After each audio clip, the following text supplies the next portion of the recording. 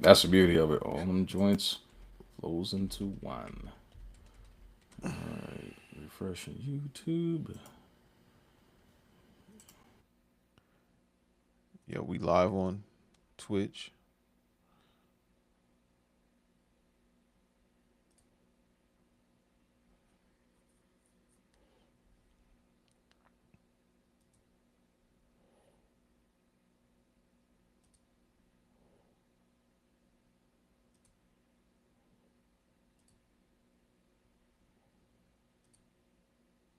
We up on Facebook.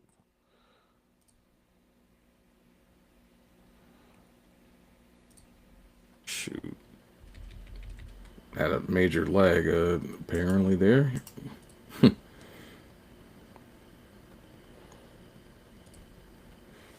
Let's say you can hear me. Yeah, I can hear you. Okay, gotcha. So make sure. Go ahead and get the. Yeah, we live on Facebook too.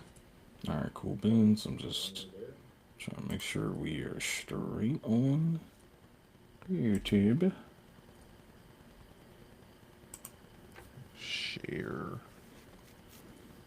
There we go.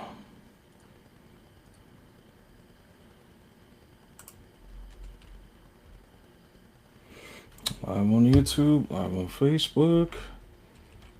What's going on, Paz? Appreciate you tapping in. Sure, it's a lot easier for everybody instead of being on Facebook and all that, but we'll be starting the show shortly. See, Sir Pazio, my guy, what's good? Alright, just gotta do one more check.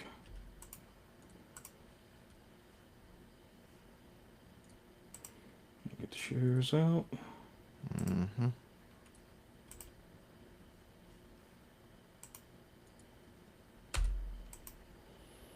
It's done. Done, Oh, hell, done, done, done, done. that's the episode from forever ago. Alright, let's try this again. And here we go.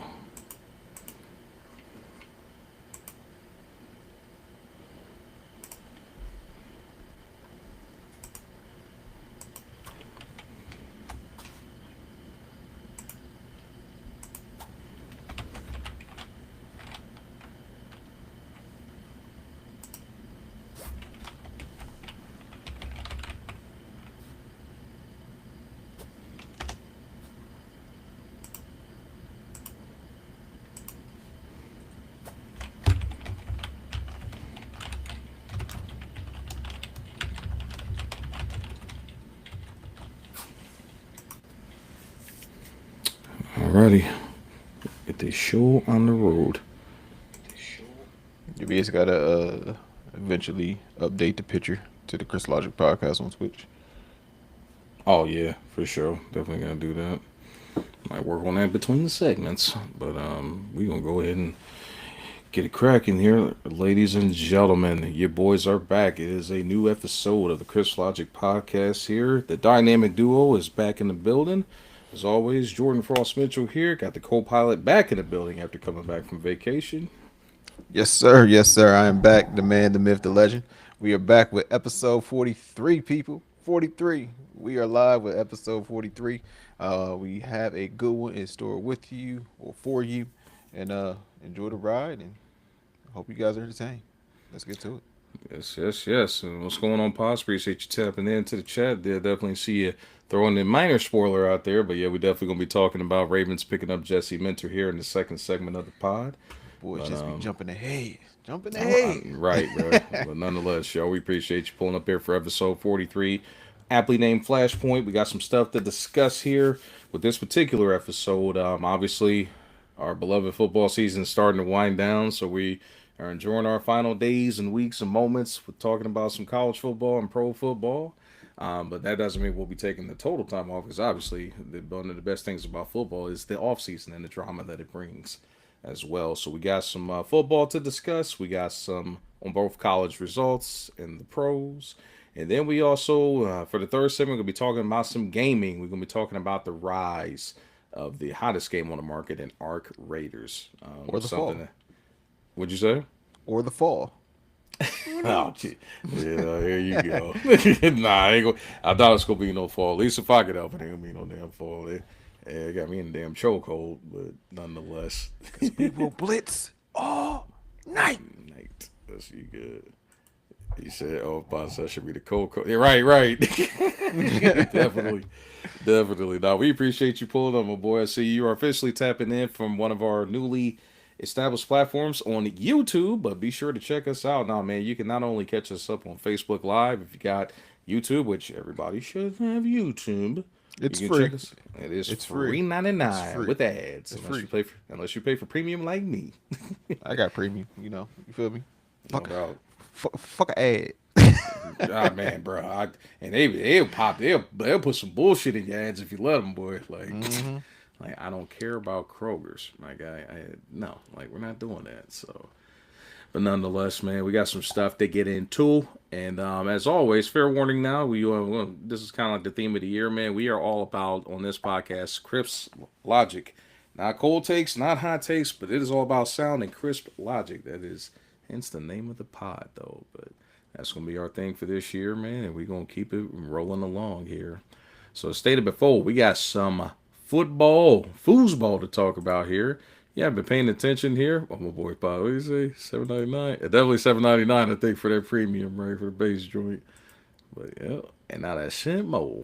But yes, sir, we got some college football to talk about here because college football season is officially over, and we have a national champion to crown for the first time. If you was not paying attention this past Monday night, the Indiana Hoosiers defeated the Hurricanes in Miami, unfortunately, in their own backyard in the Orange Bowl at Hard Rock Cafe Stadium with a resounding score of 27-21. And I'll be the first to admit, after practically hating on both teams throughout the whole playoffs, I couldn't bring myself to watch it all the way, man. It was hurtful, man. 'Cause I'm still mourning the defeat of my Ohio State Buckeyes, even though that's so old news now. That's so Hey man, 2025. all I gotta say is, man, get out your feelings. This is about Chris logic, so I need your logic, Chris, when you come on the pod.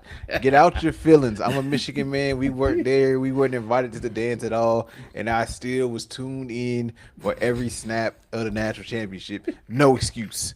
No excuses. Yeah, I will say as I'm committing to these platforms, I'm gonna have to get on my feelings, and if I'm gonna report it, I gotta, Hey, one of my favorite terms. what's that? Grow up. Pretty much, Grow up. pretty much. But petty is as petty does, sir. I couldn't stop myself from being petty. But So now that we can actually talk about it because it's hindsight. Like we said, 27-21 Hoosier victory.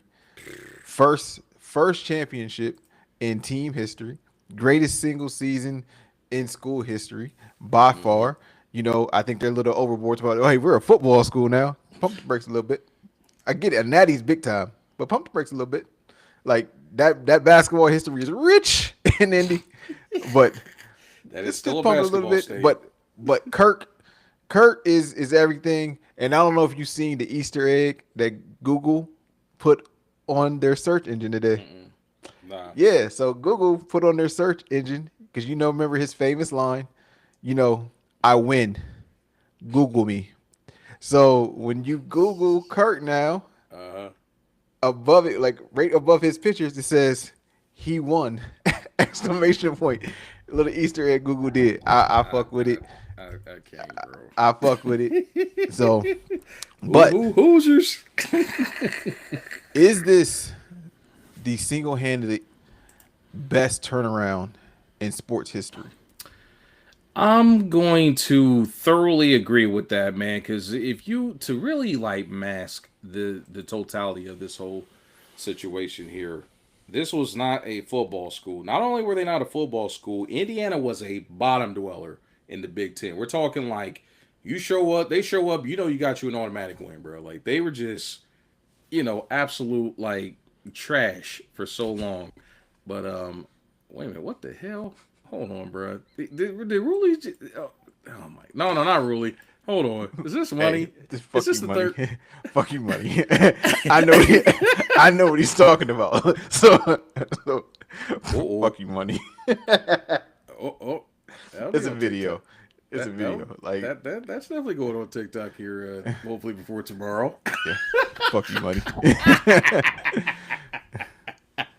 Yeah, I gotta know something about that. But yes, thank you, Pops, for getting us back on track here, man. But yes, yeah, man, like before last year, and that's specifically in 2024, 2-10, they were they were garbage. They were a Big Ten doormat for so long. So to turn around a program that was 2-10, getting blasted by all the blue bloods and even like the pests in the conference, for them to go on this kind of a run and not only shut everybody up that was shitting on them from before, basically, it was just remarkable. It was remarkable to see them go on that kind of a run and not only show that they have arrived in the Big Ten, but arrived on the national level, bro. Like this was just crazy. Yeah, I appreciate you saying that, man. You know, I'm trying to cook here, but I Yeah, appreciate but even like to further push that narrative, like you talking about 2-10, that's bad. It's despicable. Bottom of the barrel, like you said.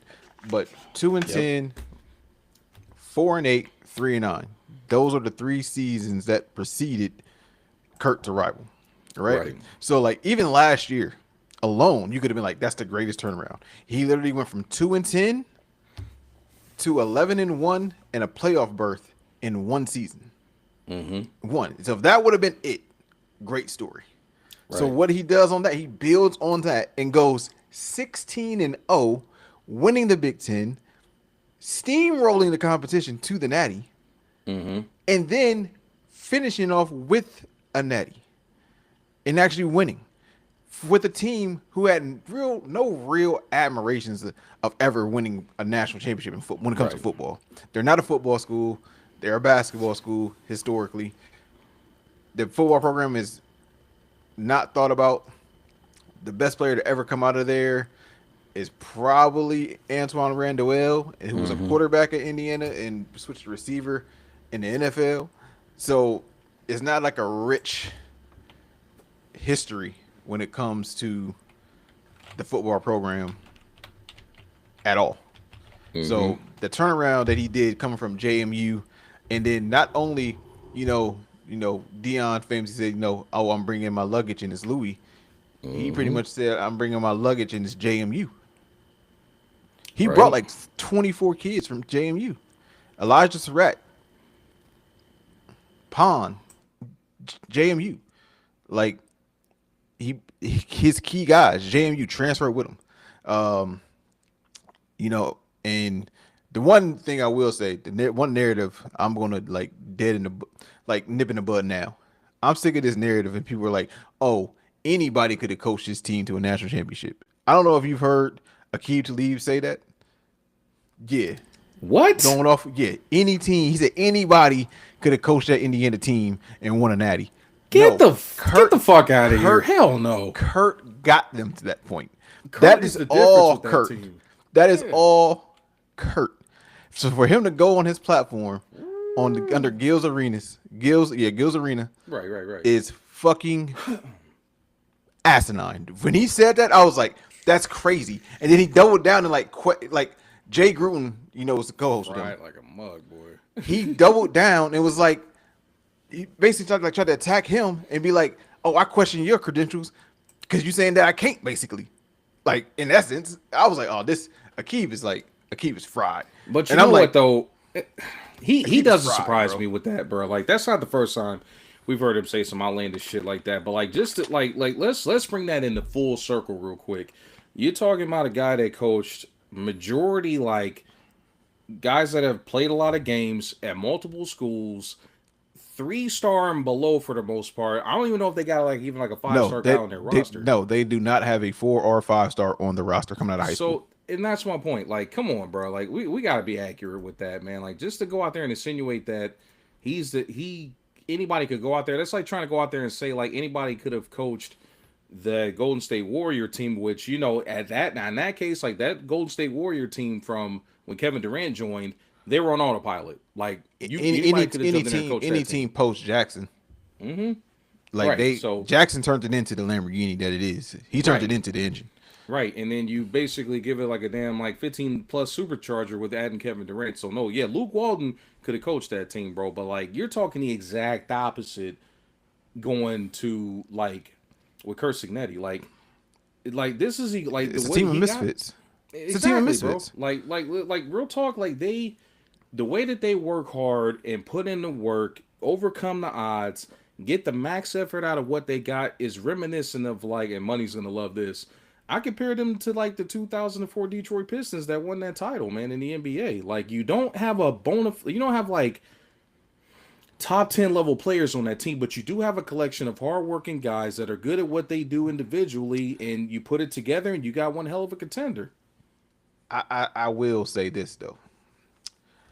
On paper, they probably don't have a top 10 player, and they do. And people are probably going to be like, That's about the oh, X's and O's. That's right. about Mendoza. Nope, it ain't Mendoza. They little DB Pond should be a Boy. top 5 pick in the NFL draft.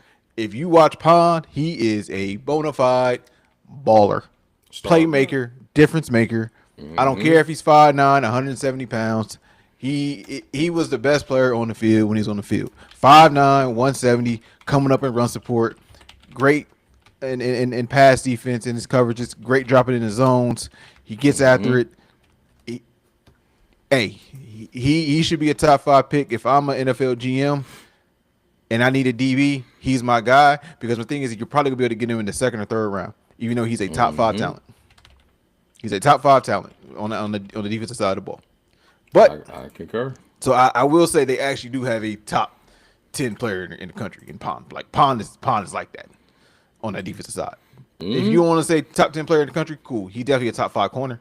He's top 5 DB in the nation. Without question. Without nation. question. So, And that's held his own but- against elite competition. yeah, even his high school teammate and Jeremiah Smith. Mike Smith. I was just going to go to that. Yep. So like he's a dog, and Oh, they're already saying that. Yeah. What? They're already saying that nonsense. If he can win with less like star talent, then why can't the big programs do it? But again, because they don't. It's simple. It's actually a very simple equation. They are not Kurt. Like Kurt, his scheme is different. Like, and what people also don't understand is Kurt did this with what they are calling the team of misfits. Nothing but 3 stars and less. Now he's actually getting higher level talent coming in. Nick Marsh, if you don't know his name, you're going to get to know it next year with him in Bloomington. I know about him being a Big Ten guy, him coming from Michigan State. He's nice. He's better. People are going to say like, "Oh, I'm crazy." He's better than Elijah Surratt. All right. He's more naturally talented than Elijah Surratt. All right. So him in that system, he should flourish. The kid Hoover they got coming in at QB from TCU is more naturally God-given talented than Fernando Mendoza. So he's coming in to be the quarterback. This is why Alberto Mendoza transferred, and now he's at Georgia Tech because he knew he wasn't gonna be able to beat him out. So they got him coming in, and then they're also bringing in higher level high school talent.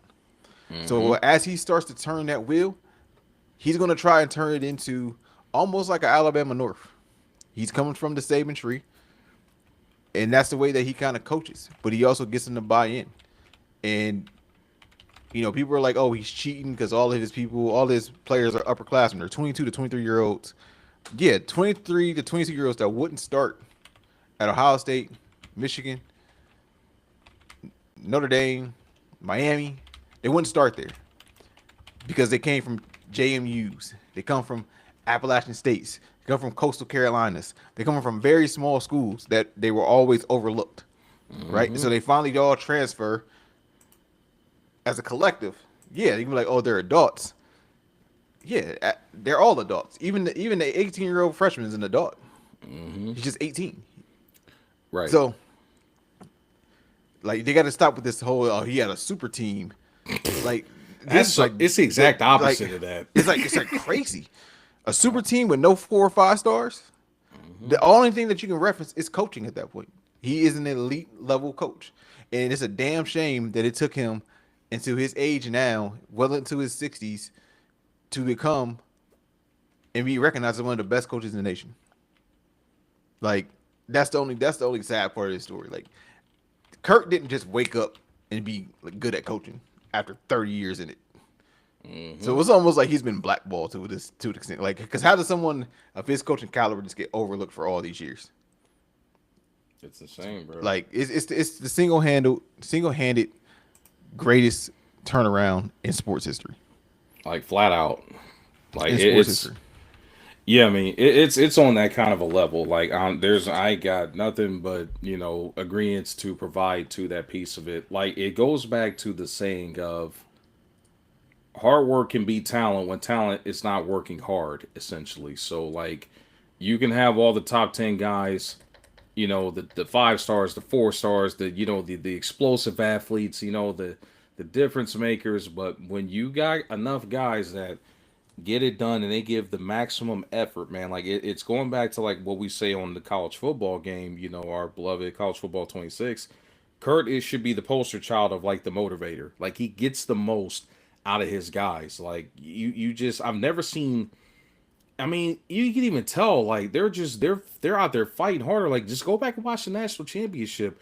The scramble with Mendoza, like he didn't get that done. The one he did score, because he didn't get throw no touchdown passes. He got that one on the ground with that scramble, bro. Like most guys would have been dead to rights in the backfield on that play, So it's two things about flat that out. play, right? Mm-hmm. So it's two things about that. That scramble came on 4th and 5 in a gotta have it moment. It actually wasn't a scramble. It was a Mm-hmm. designed QB draw.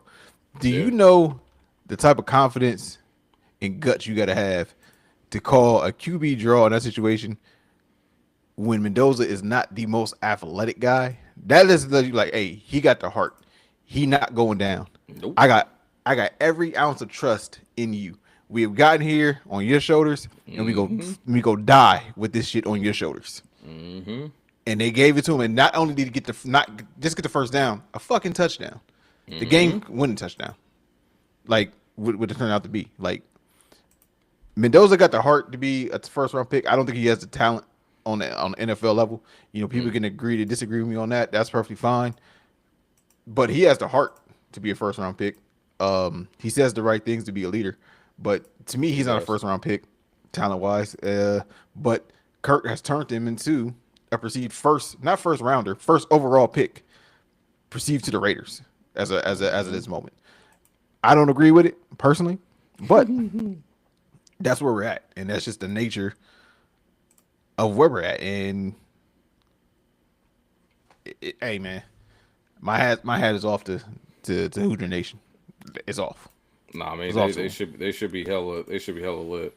Yeah, and I agree, Ruli. It definitely was one hell of a draw call. Like again, just it worked. They blocked properly, man. But like I said, like most guys on those first like couple hits would have been dead. But like that just goes to show, man. You when you got a guy that will believe and that can make plays like that, that energizes his teammates. Whether it's the linemen, the skill players, you know what I mean? Like that. That's the difference when we talk about those 50-50 plays, where it's like you just got to win one-on-one matchups and make plays happen when they count. Now I know I've been very critical, of them going farther than what I thought they were. But that's it. Like I said, it comes down to coaching. Like Kurt Signetti is the difference maker. As I'm got to call him now, Dirty Kurt from Detroit. I don't know if he's from Detroit or not, but yeah, exactly. Positional values, yeah, exactly. It definitely is. You know what I'm saying? So it's it's amazing, man. What can I say?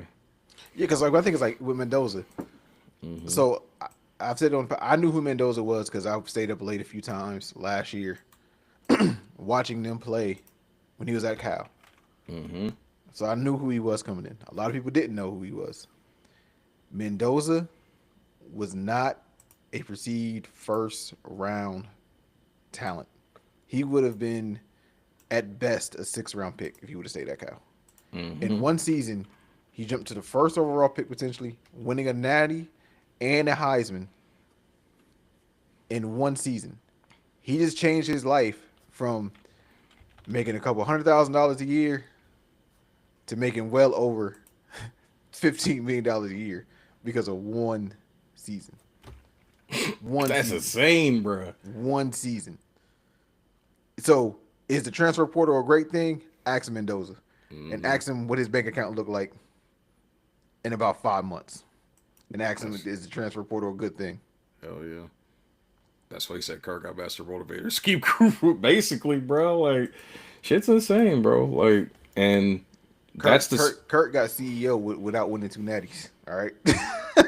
they for damn sure had program builder because buddy, like it, man, literally built that shit brick by Program builder without the brick. draft picks. But again, that I don't, man, boy, like shit's about to get scary down there, man. Because they're not going nowhere, bro. They're going to start getting talent. They've already started getting talent in this portal, and come time for that recruiting show next season, man, they don't be surprised. Don't be surprised, man. Guys that don't want the spotlight. It's just a perfect storm of a situation for them. And even going back to when like the coaching carousel was spinning, and we were talking about like there's a good chance he could be up out of there, man. He committed. Indiana recognized his value, and shout out to whoever like runs the brass and like makes the decisions there from the athletic department standpoint. Like recognizing that he was going to be that big of a difference for not only just their program, but for them to like build a culture and build a new different brand. Like, Imagine this though. mm-hmm, Imagine you going to a program like Indiana with no true aspirations of being national champions, right? yep, And you're selling them at, as what they would say, wolf tickets uh huh, on building a national championship yep, at some point in time, right? And you mm-hmm, take them to the playoff year one. I think his initial contract was around like $3 to $4 million a year, right? mm-hmm. To where now teams are trying to steal you and they re-sign you a year and a half into your deal to a 12 year to increase your salary to $12 million a year. And guess what? He out coached that fucking. Now he deserves more. Yeah, He deserves to be the highest paid he coach deserves probably in the more. Yeah, country. Like that coaching job he did, top tier, top tier. should be, bro. Like without question. I couldn't. I could only do it better on the video game. He did video game shit this year. Mm-hmm. When we all jump on the sticks and like, hey, we go take, yeah, we go take Western Carolina to we go put him in the Big Ten and That's we and go. That's what he did, bro. He did it in real life, bro.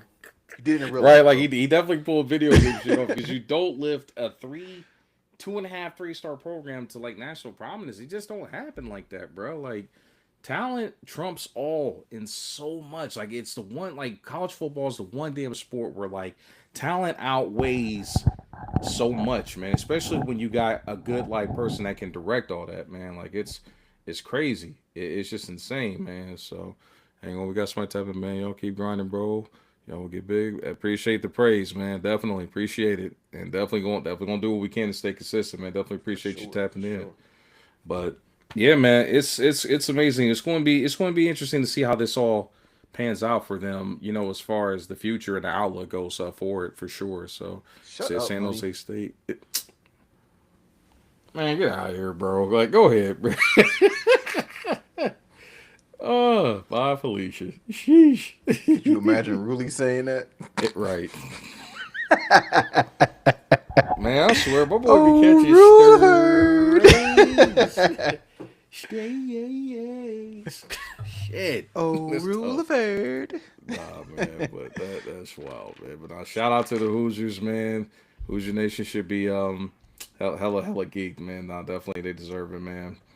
And I will say this before we move on to the next subject, though, man. Like, how bad has that got to be for Miami? Like, everything, like, given how up and down the season was, the skepticism of them not supposed to be in the playoffs, to not only get there and lose in your home stadium, bro. Like, that's gotta be heartbreaking, like on a different level of like heartbreak, bro. Like, I couldn't imagine like having the stars come together like that and taking an L like that drastically. And it's just you went against a team that just made like the 50-50 plays and outfought you in certain moments, man. Like it's gotta be tough to like deal with. So, you know, hang on, we got some comments here. Make sure give everybody their P's and on the game. What's going on, Nick? Appreciate you tapping in, bro. Yes, sir. VFE in the building. Oh VFE in the yeah, building, man.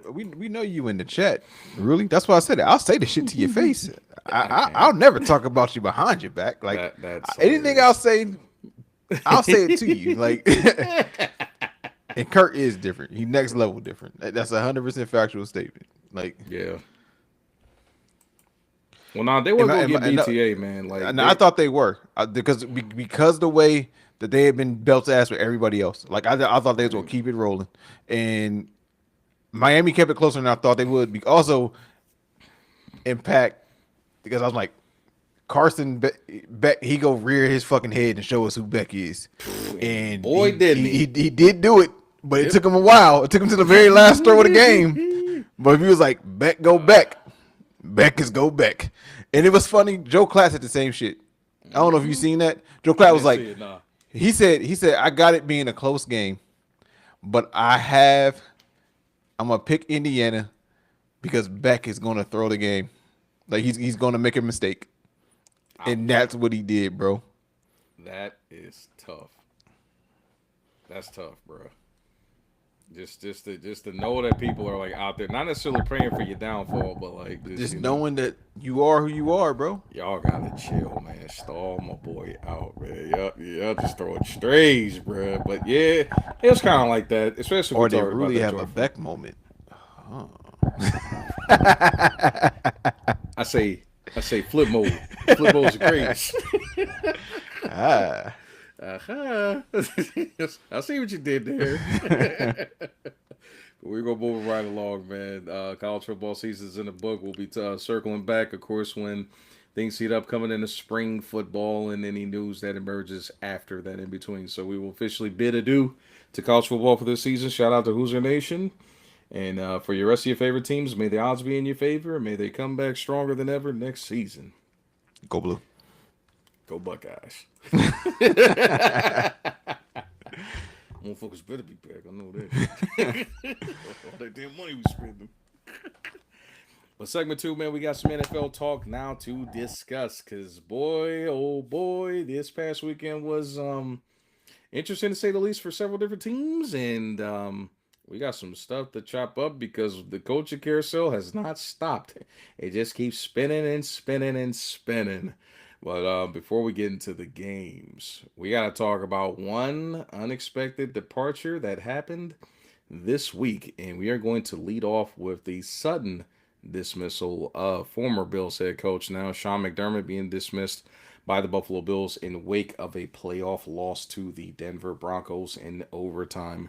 There's been a lot of stuff that's been circling around on media outlets, social media, whether it was fair, whether it was unjust. Zay, I'm going to give you the floor, man. Obviously, the owner, even I saw the interview from the owner who hadn't been on the microphone apparently or in front of a camera in 6 years, which is crazy to me, seeing that he's the guy to catch the checks for the franchise. But was the right call made by the Bills to dismiss Sean McDermott in lieu of this playoff loss?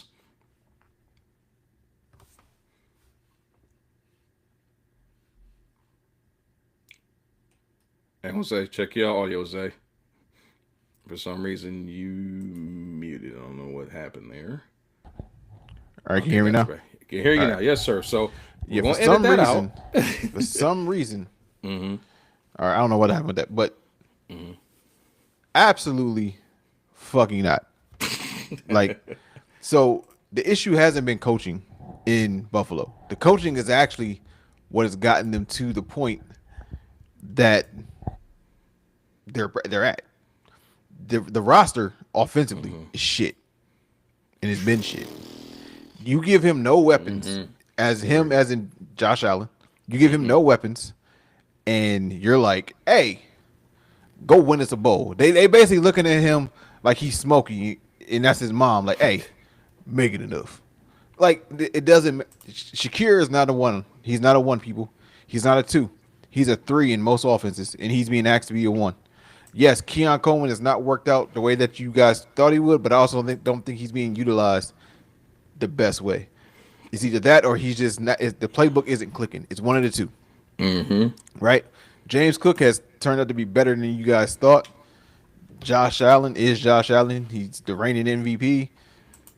That also had another good year. He just had some bad moments when trying to put on that cape one too many times, like the Miami Dolphin game where he had like 6 turnovers. But every turnover was him trying to do too much and make up the deficiencies of lack of weapons. Like Cook, Brandon Cook should not be asked to be your 2 option at this point in his career. Mm-hmm. That's despicable. Like they have a good tight end in Dalton Kincaid, but he stays hurt. Mm-hmm. Knox is a solid, but he's definitely a 2. He's definitely a secondary tight end. So I'm like, you don't give him weapons. You tell him make it enough. He gets you to the second round or the AFC Championship almost every year, Mm-hmm. and then you fire the coach, but you keep the guy that constructs the roster. Brandon Right. Beane should have been gone too.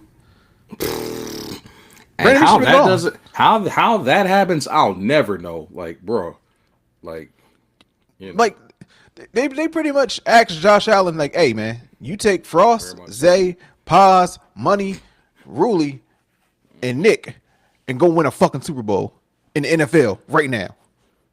Huh? Huh? With us? Like I know I talk shit like I can play in my head. I can still play, not on the NFL level. Yeah.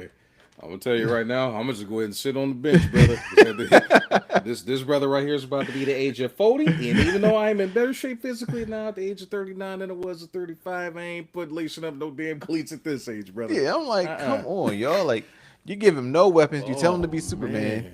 and Sheesh. then when he tries to be Superman, players fuck up. But you give him no help. And Like, I'm a, give him no help, man. Like, and it sounds like I'm a Allen Cape Crusader, but I'm like, y'all give him no help. Mhm. Like, I hate this whole notion. Like, oh, you're losing with Josh. It's just Josh though. It's just Josh. Like you're telling him, right? Josh, do it by yourself. Like even Patrick Mahomes, when he was actually winning the bowls, Uh huh. Kelsey, Tyreek Hill, weapons like good offensive line, great defense. Burrow when he get there, Chase and Higgins. Mm-hmm. Like like when y'all when the 49ers get there, it's McCaffrey, Kittle, Ayuk at the time, Debo, Trent Williams, the best tackle in the last Kyle 6-7 years. Juszczyk, Jordan Like, Mason, you know. like you keep naming them. You're moving my point. This is what the fuck is going on. Like, I would understand the criticism if if Josh Allen played Go in ahead, Detroit, boss. right? Like, but I honestly feel if you take Josh Allen and put him in Detroit, they may not lose a fucking game, bro. No doubt. You give Josh Allen that weapon, that cover, they may not lose a fucking game, bro. Oh, they're running the deck, but that's the beauty of the NFL salary cap. Financially speaking, it will never happen. It can't happen. Nope. That's the reason I feel that the quarterback should be their numbers should not go against the cap. No, It shouldn't. The number's too high. It depletes your entire fucking roster. literally depletes it. Like you pay all this money to the quarterback and be like, hey, make it enough. No, I need help. I need help. It's Like, not Tess. It's the real thing. Help me. and then you got I love him. He's a great talent, but then you also got dummies like Joe Burrow who like, hey, pay T 30 million too. Keep him. No, go get defense. Be the worst defense in probably football. Like we went up with 45 seconds left, and I said, damn it, we just lost. We left too much time on the clock. That doesn't even make fucking sense. The game didn't even go to overtime. Right. I don't know about that one, brother. Like I'm gonna be honest with you. His career might be over with. It very well might be over with, bro. Like to desert a team, knowing that you were like fairly healthy and able to return, just to go ghost. Nah, he might be the next Devondre Campbell, bro. Like as much as I rocked with Brandon Ayuk, man, and supported him getting like paid more money than what they were originally wanting to pay him. Nah, bro. I don't. I mean, if you take the political piece out of it, as far as him like holding out, whatever happened between him and the 49ers, it would make sense, but nah, probably not gonna happen realistically. Like I can see them. I actually think because he's talking about Ayuk, I actually think AJ Mm, Brown go be a Bill. I think Like AJ Brown's very AJ much going Brown to be needs to there. be a Bill. Brandon, Hmm. because what's about to happen is they're about to scapegoat. They're about to try and scapegoat Sean McDermott. And what I mean by that Absolutely. is what they about to do. They've never given Josh Allen the weapons he actually needed. Outside of the Hmm. 2 or 3 seasons he had with Diggs, when Diggs was a top 5 receiver in football. Hmm. But he was the only person they had. Well, people would say Gabe, but Gabe Right. left and then proved that Gabe isn't isn't what you thought he is. Right? So what's about to happen is they're about to give him an embarrassment of riches on the offensive side. They're about to open up that book, that pocketbook, Hmm. that they're about to start handing out checks in Buffalo this year. Because what they Hmm. about to do, they're either about to bring in Dayball or they're about to promote Joe Brady to be Hmm. the head coach, an offensive guy. And then they'll go give them an embarrassment of riches. And they go get to the AFC chip, right? And they'll be like, we told y'all it was McDermott. No, you never gave McDermott fucking weapons, bro. No, they're not. Like, you never gave him weapons, We bro. gave him Like, it's Keon Coleman.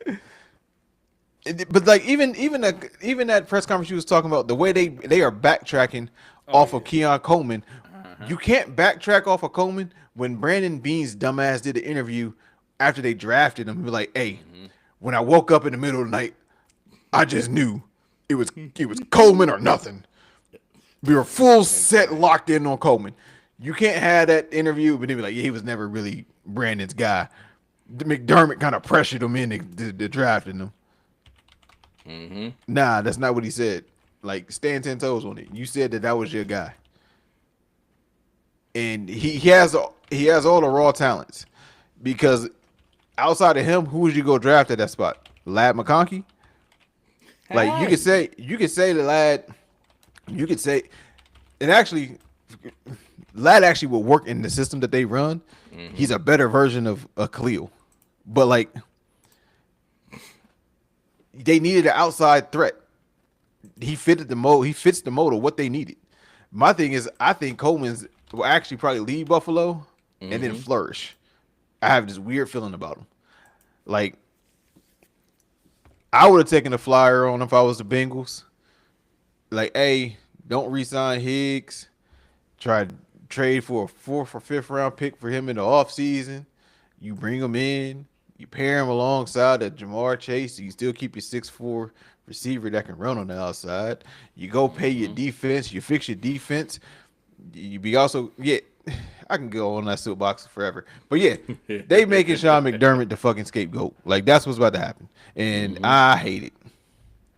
No doubt. I mean, it's a trash situation, bro. And when I say that, I hate it. Whatever the owner's name was, I can't remember his name off the top of my head. I want to say last name was Pagulo. Mm-hmm. You show your face after 6 or 7 years of basically just kind of sitting back in the shadows, and come out with that circus of like dialogue talking about it was based off the game, but no, it wasn't based off the game. It was us hitting the proverbial playoff wall. Like, no, man, like you got to tell the full story. They needed to get better, and I'm in full agreement that the general manager should have been right out the door with Sean McDermott if you decided that you were going to clean house. I don't feel personally that that loss warranted that.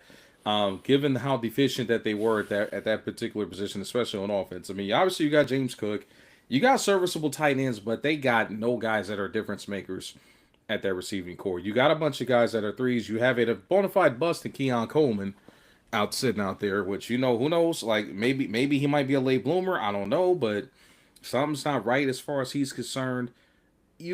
I just don't agree with that move. It just but it you know but it, what it also shows is you got franchises that believe in stability and you got franchises that are quick on the trigger to make changes. In this case, yes, I know they've hit a wall.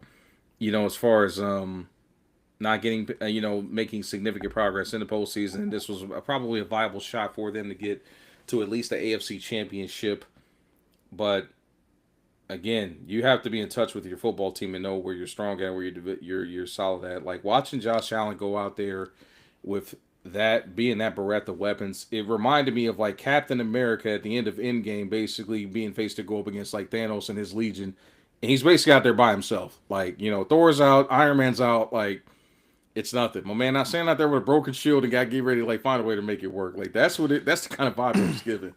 Yeah, You and then know. like the way they're piling onto this, right? Like, and you know how I feel about Knicks, right? I've made that clear. TikTok knows. TikTok knows. All right. So, but the thing is this: they're trying to paint this narrative now, and they're like, "Well, McDermott lost to a quarterback on a broken ankle." Stop it. He broke his ankle on the second to last play of the game. All right, and he Yep. finished the game. Yep. No one knew he was fucking hurt. Not He season-ending finished injury it. hurt. Right. Right, not to that extent. No one knew that he was that hurt. He took Right. the final knee in the middle of the field to get the field goal. Right. So quit this notion like, oh, you just knew that he was this. The play before that, he threw the ball down the field that got the pass interference call to get him in field goal range. Right. He didn't miss a play. So quit this. Oh, and he lost to an injured Bo Nix. No, like let's stop that notion. Like they're not in that game without his coaching. They're not in that game without Josh Allen. And the fact that I think Josh has earned the respect that he should have been. What should have had a conversation with the GM before it was happening. He shouldn't have been like me and you on our phones, him out with his wife, and been like, "Damn, my coach just got fired." Right. Like that's crazy, bro. That's crazy. Like he's a $200 million quarterback, and he doesn't even get the decency of like, "Hey man, I just want to give you a call and let you know that we go let Sean go today." How do you feel about it? Or how do you feel if we let Sean go? Right. Like you would have Like thought that there would have been like some conversations about that. You know what I'm saying? So I'm not saying that he should call the shots on who the coach is, but you think that you would loop in the money. Like he is the money. He is the franchise. And the fact that he didn't know and found out the way that he did, just like everyone else that's watching found out, is bullshit to me. It's it's bullshit. trash.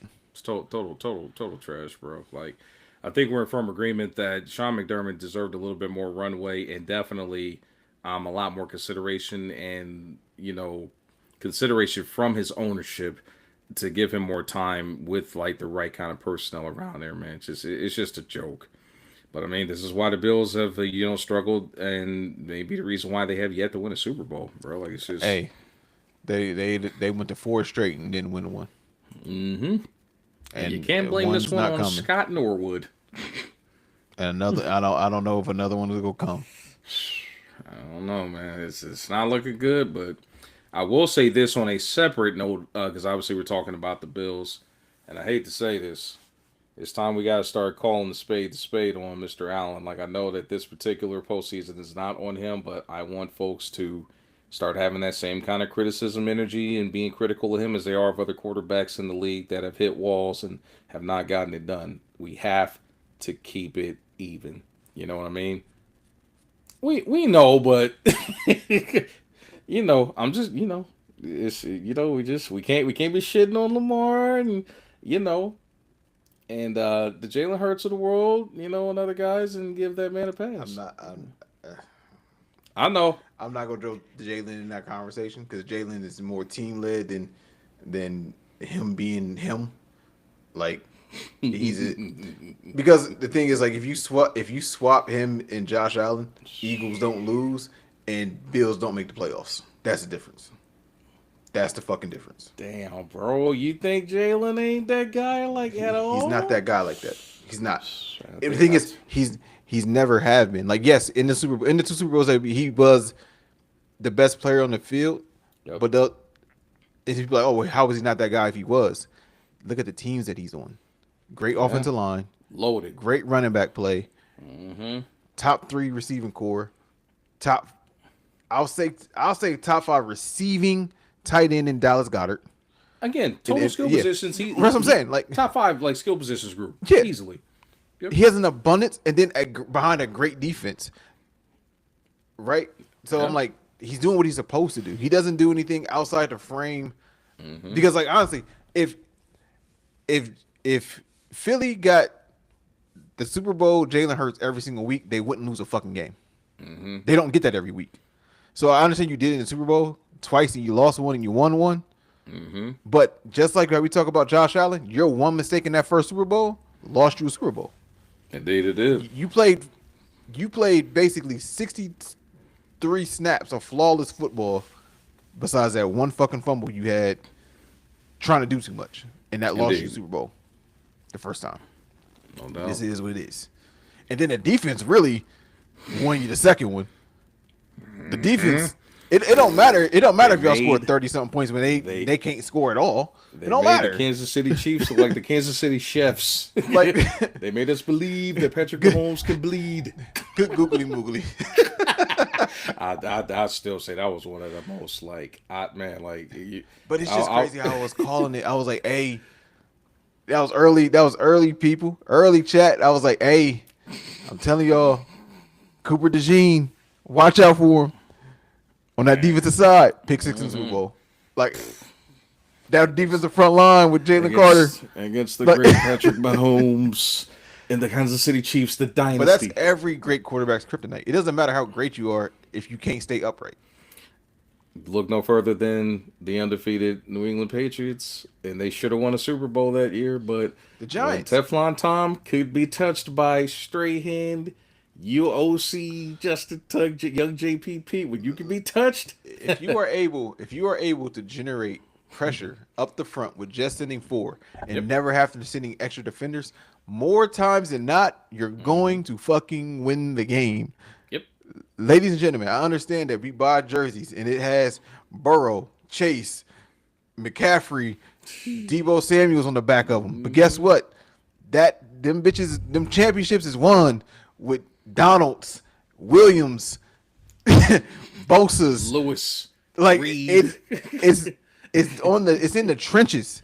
It's in the trenches. Tuck, Strahan, Uzi Renera, like Jason Pierre-Paul. It's won like that. Warren Sapp is won in the trenches. Vince Wilfork, like, go ahead, bro. Like, good. Richard Seymour in the trenches. That's where it's won at, people. Troy in the trenches. Polamalu in the trenches, Like- bro, on defense. Yes, sir. Vita Vea, like the pressure he was getting on the pressure he was getting in the Super Bowl versus Patrick. Patrick was running for his life in that Super Bowl too. So, happy joy, happy feet, joy. Yep. Hell yeah, he was, boy. And that's just it. Like, anytime you can get a quarterback to have happy feet, man, disrupt timing, you know what I mean, all that stuff, man. Like, anybody can be stopped on any given day. Like, period. And that's what I say. honestly, Defense wins championships. this will segue me. Well, I just talking about with the trenches. This will segue me to my next, because we have our resident Giants fan in the house. So, I want to recognize the hire of John. Right. So I've been talking with another resident Giant fans. You see comments sometimes in here. Kevin Jenkins, sometimes under his wife Alicia. Be incognito. I don't know why we doing that, but well, at least he should be able to access YouTube now and chime in now. So no, he ain't. It don't matter. He's still gonna log onto like his business account. He gonna do something. Like he gonna do something. But he said there'll be no hope. Right. That's what he gonna do. This is what he gonna do. Right. And that's fine. But it's games are won in the trenches. So he stepped into a situation where he doesn't have to make any changes to the defensive front four. He's set there, right? Okay. So he's going to step in and set a culture on the defensive side of the ball. Don't be surprised. Within 2 years, we are talking about the Giants the way that we are talking about Denver. And the reason why, if I look down the line, and I'm going to line it up for you. People will say Knicks, right? Mm-hmm. But talent-wise, I'm looking at evaluation. I'm probably taking his name just slipped my mind. Giants quarterback. Jackson Dart. I'm taking Dart over Knicks, right? I'm taking Dart over Knicks. I'm taking Scatterboo over Harvey. Scatterboo. And I'm taking him over Harvey and JK. As long as he comes back healthy, right? Taking him over Jonesy too? What does he got to do with the Broncos? My fault. Yeah, so you talking about the Broncos? My fault. I thought you were just talking about like draft picks. My bad. I'm lining it up, right? Okay. And this is the biggest difference. Who the fuck you taking over neighbors on as a receiver and that nobody? So you're stepping in with that. Mm-hmm. Theo Johnson is better than any tight end they got over there in Denver, right? So the main thing they got to address is offensive line play, and that's one thing that he could address in Yep. Baltimore for historically. So that's one Okay. thing he's going to address. So he, like I said, again, the trenches, right? So I'm taking Dart. I like Scat if he comes back and be healthy. Mm-hmm. Neighbors if he comes back off the ACL, healthy, is gonna be better. Anything that he's ever coached at the receiver side. You get what I'm saying? So don't be surprised. Within 2-3 years, we're talking about them in the exact same light as Denver. Because Cowboys, not worried about them. Washington, I'm not worried about them. The only worry you got is Philly. Philadelphia. And that's because they got the best. They probably got the best GM in football. And why I say that, he knows how to scout, he knows how to draft, and he knows. He's almost like he cut from that old Patriot. Like he know when to get rid of you Yeah. when it's the right time to get rid of you, not afterwards. Like Slay got him out of there. Like like he know when to get you.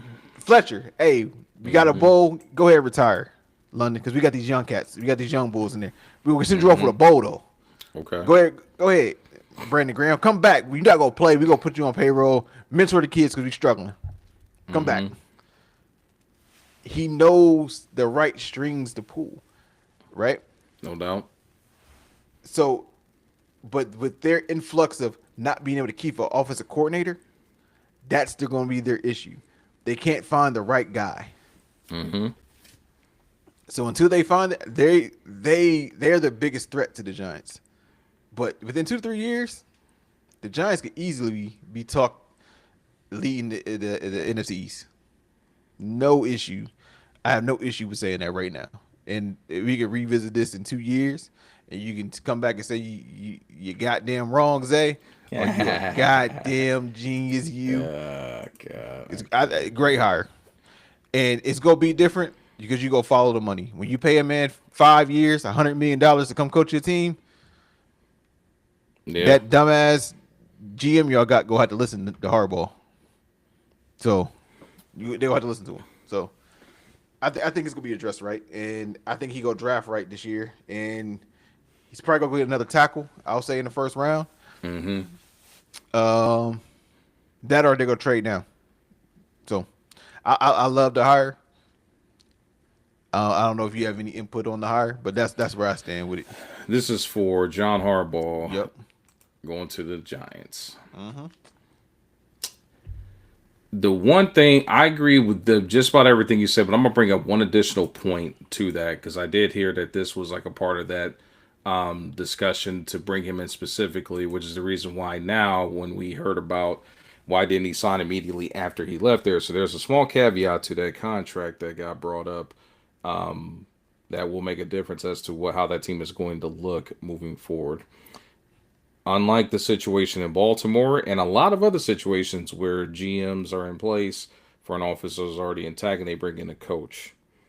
John Harbaugh specifically said that he wanted to be able to report directly to the owners of the Giants and not be necessarily reporting to the general managers. That was a beautiful caveat negotiated into his contract to allow him to not only have to worry about a situation where he's like, in and out immediately. He can report directly to the owner, and that which will also give him proper input on roster personnel decisions and things that need to be done to make sure that they field a contender in general. So I definitely like that particular caveat of his contract situation and being negotiated in because that gives you a lot better job security. If you ask me, as far as that goes, they're saying Lindenbaum is Harbaugh's first choice. And Interior lineman. yeah, there it is. Like I said, and I didn't even know that, and that's what he's saying is being reported. I just know the way that he builds his teams. Right. He's going to address the fucking trenches. That's where there's won and lost. You got to, man, because you got to be able to stop the ball. I mean, you have to stop the ball up front. You got to be able to get pressure and contain the run. Yeah. Defense wins championships, no doubt about it. So, no, I'm a big fan of the hire, and I'm a big fan of how it was structured. I mean, anybody that knows me knows I'm a 49ers fan, and I can tell you from experience, when there's chaos and disruption between coaches and the front office, it leads to bad culture. It leads to bad decisions being made. It leads to massive dysfunction. Just go back to the Jim Harbaugh years back with the 49ers and the constant struggle between him and Trent Baalke, the fact that he went through two extra head coaches, and ultimately Jed York finally woke up and said, not only am I going to clean house, I'm going to bring in a tandem. Thus, the John Lynch and Kyle Shanahan era was born, and we're a much more stable franchise now than what we were before. So you definitely have to have proper structure, but it's just it's a nasty cycle, and that's what a lot of these teams miss the mark. So again, that no, we're not guys that are experts at this thing, but we do talk about. We watch a lot of football. We do know what we're talking about to some degree when it comes to that stuff, especially this guy as my co-host here. So but yeah, basically that's it. Positive. The name of the game. I mean, you really gotta have guys that are on the same page, man. Because two times often than not, we see situations where GMs are building teams based off of what they would like to see, and it's not in conjunction with what works for the coach and what he's good at. Thus, you constantly got turnover and nonsense. Look at the Miami Dolphins, for example. Look at the Arizona Cardinals, just poorly run franchises, man, and especially that dumpster fire in New York. What up, Jets fans? I'm gonna definitely be circling back and talking with y'all a little bit more about your continued plan on how to get Woody Johnson, the slumlord, up out of there. Cause buddy, Slumlord. slumlord, gotta go. Period. So. No doubt, man. But we're gonna go ahead and get ready to switch gears, and appreciate you being patient with us, money, because I know we was getting ready to spin the block. Tom Monken is joining him as OC. Anthony Weaver is front runner for DC. Definitely all guys from the hardball tree. I can see. So yeah, before we switch and go up, we're gonna definitely spin the block and talk about Jesse Minter. I know that's a guy that Zay is very familiar with, taking over in Baltimore as the head coach. Also, if I'm familiar from the hardball tree as well too. Your From thoughts both on him? hardball trees. What'd you say? From both hardball trees. John the Exactly. Jim. Crazy how that worked out. Like you get rid of one of the guys, but you're bringing a disciple of him, man. That's crazy how that worked out. But your thoughts on the hire of Jesse Minter taking over the reins in Baltimore? I love it. I love it because he's from the Jim tree. I'm a Michigan guy, so I fuck with Jim. I even liked Jim when he was in San Fran. I liked him when he was at Stanford, right? One thing we know that Jim can do is coach fucking football, and that's clear what he's doing right now, even in Los Angeles, right? Mm-hmm. But then you look at his disciple Mm-hmm. before. Where is he playing at right now? His defensive coordinator at Michigan. Where was he at? Where is he at now? In the NFC ship with Seattle. Mm-hmm. You're right. I'm not saying that. I'm not saying that Jesse will be the exact same, but he's a younger voice. He's an energetic guy. He's a player's coach. He's going to step in, and I think the team is going to galvanize around him. I hope he keeps Zachary Orr on his staff as a defensive coordinator. But we'll see what happens with that. Just be announced today. I haven't heard anything about who he's planning in to bring in. Right? Still pretty early, yeah. I mean, and I would largely think that with him coming from the hardball tree, that they're going to keep some of those guys in position there. I mean, it only makes sense. It's all in house. But or you can see Zachary or replace him out in Vegas and go. I mean, not Vegas, but Los Angeles and beat the Chargers in New DC. So because the Chargers made a splash with their OC boy. So Who they bring in? Your boy, Mike. Mm-hmm. Mike McD from Miami. Yeah. But what did I call it? I said he's not going to be a head coach next season. So they did the caveat though. They did give him like because he's still interviewing for head coaching jobs. So yeah, if he does, so he announced it. They announced it. But if he does get offered, he can leave with no penalty. Gotcha. Yep. Same thing they kind of have with Brian Flores staying with the Vikings. I got you. Yep. So they gave him that caveat. Like, yeah, if you don't have anything, you go be our OC. But if you get offered, because I know he did he interviewed the head coaching job with Pittsburgh and Cleveland. Mike did. Crazy. So I know he interviewed twice, and I think he interviewed in Atlanta, but Kevin got that. But yeah, so he's interviewed. He has interviewed, but he just hasn't gotten them. For Pittsburgh, that's crazy. They actually brought in Mike McDaniel for Pittsburgh. So that's crazy. Huh. Yeah, so they brought in him, and Pittsburgh brought in him, and then the one you just mentioned, Brian Flores. Yeah. And I don't know who else they they usually only interview 3 to 4 people, so I don't know who the other 2 are.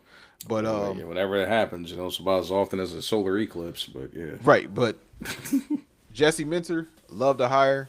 I even said on here I wanted him as Michigan, but at the same time, I even said I don't know why when he's going to be considered for NFL jobs.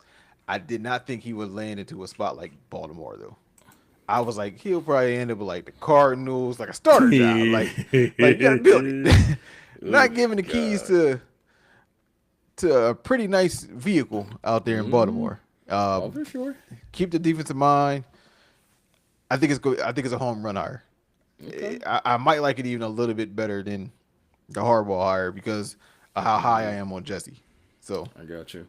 I mean, at the end of the day, they it was clear that the Ravens needed a change of voice. I guess is what they kind of like alluded yep, to. Harbaugh had been there for quite a long time, but keeping somebody that is familiar with the system, and again, being a younger voice and being able to possibly, just provide different, more youthful perspective, there might be the move. philosophy. And just reinvigorate what has worked for them. Because I mean, that is a franchise that has won a title, I mean, I ain't gonna say recent years, but like in the last 20 years, I mean, they have won a title, so yeah, I mean, I'm not mad at it at all. I mean, it's kind of maintaining the same thing, but just kind of giving a boost to or a boost of infusion of like youthfulness to the culture. Sometimes that's just needed. So, but we're gonna get ready to switch gears now and get into the meat and potatoes of the NFL talk here. I know we got a little bit long winded on that, but we got the conference championships now on deck here. We got some interesting stuff here because one may be a bloodbath and the other will be a dogfight. I mean, our Super Bowl may possibly be in one of these conference championships, but if you kind of know what I'm getting at, you already know what I'm getting at.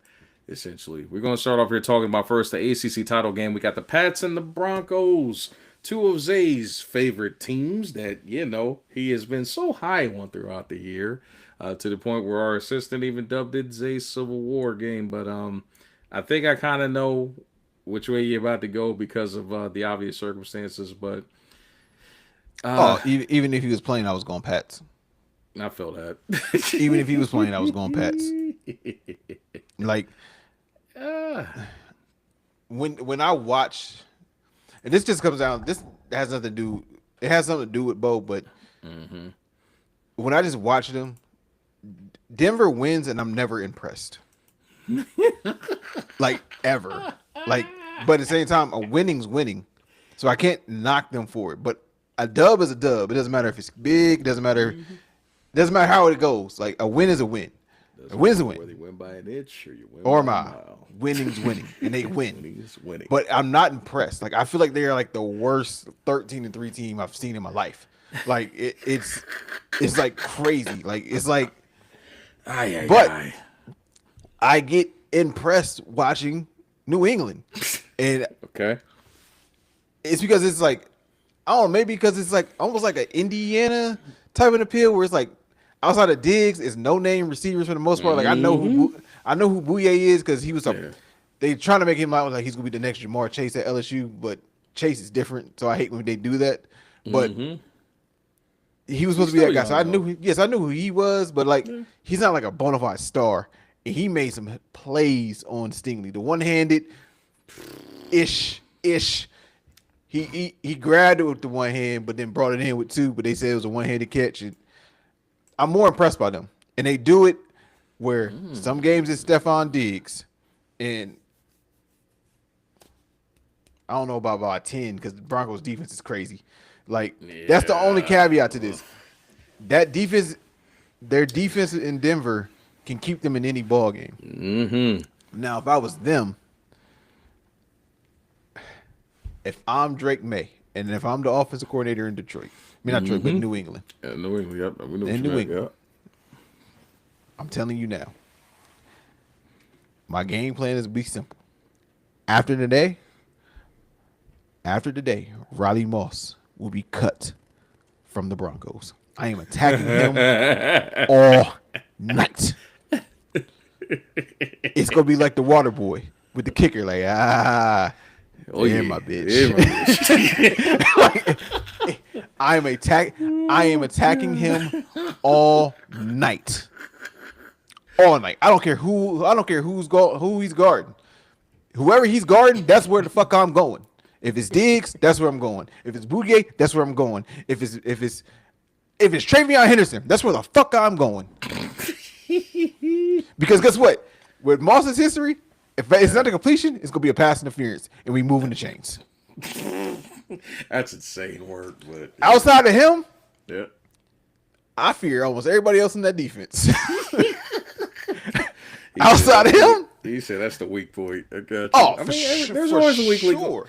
There's always sure. there's always a leaky piece of a defense, unless you're the 2000 early 2000s Ravens, but Or the 85 Bears. that Bears. But Super Bowl shuffle. yo, he's not good. Like Damn, Bradley bro. Moss is not good, bro. And I would attack him all night. But the defense outside of Moss, they can keep it close. I expect it to be a tough fought game because it also is in Denver. And Okay. people could be like how our assistant called this a civil war. God forbid it could be Stidham's revenge game because he's a former Patriot. You get what I'm saying? So I'm not of that belief. I like May. May really hasn't disappointed all year. So as long as May plays within himself, the Pats will be representing the AFC. Okay. I was about to give out my prediction for the next one, but I'm about to I say, think whoa, now. but I'm gonna wait. I'm gonna wait on that. I caught myself. But yeah, I appreciate that. but yeah. So Pats win the AFC Championship on the road, and something I never thought I would say at the beginning of this year: the Pats in the Super Bowl, but without Brady. Well, I think we both are in agreement This quickly. there. Nah, I mean, even I'm gonna go back to my roots of this season because the Broncos were high on my list as a team that could come out of the AFC, and so far, like I was pretty accurate with stating that they were going to take the not only unseat the Chiefs in the as the leader of that division, and but also have a strong chance of getting to the Super Bowl. I was just that like high on their defense. Now I'm part of that's because they got some of my beloved 49ers that are there now, and some guys they got that the are dogs. They got the dogs out there left. So for sure. They got some key dogs, that left there. But no, I mean their defense has been rock solid from top to bottom. I felt that the offense had enough. It's very vanilla, very bland, but they get the job done. and I think that's really what it is. Like when I'm just not impressed. Like Yeah, no at doubt. all. Like Nope. it's like hard for me to watch at times. Like because I feel like Sutton, I feel like Corton really ain't a one, but there he is, and he made the Pro Bowl this year. So I'm like, I'll give you the respect. Okay, you a one, but like I'm not impressed by you. Like I don't know. It's like hard to explain. Like it just sounds like hater shit, and it's not really hater shit. Like, but like I'm just not impressed. Like I get that you win, but I leave like not entertained. Like it's boring. Like how they beat the Jets in Europe. Probably the worst game I've seen all fucking year. Like by far. And Outside of the 9-6. like that's what made it worse. Like they was getting the ball in prime position and couldn't move it. Versus the Jets. That's the reason why if the Jets made one good decision was keeping Aaron Glenn. They would have been criminal malpractice to dismiss that man after that season, but we'll get to it. I'm just not impressed by him. That's all. Like it's, and yeah, like I make fun of Bo Nix.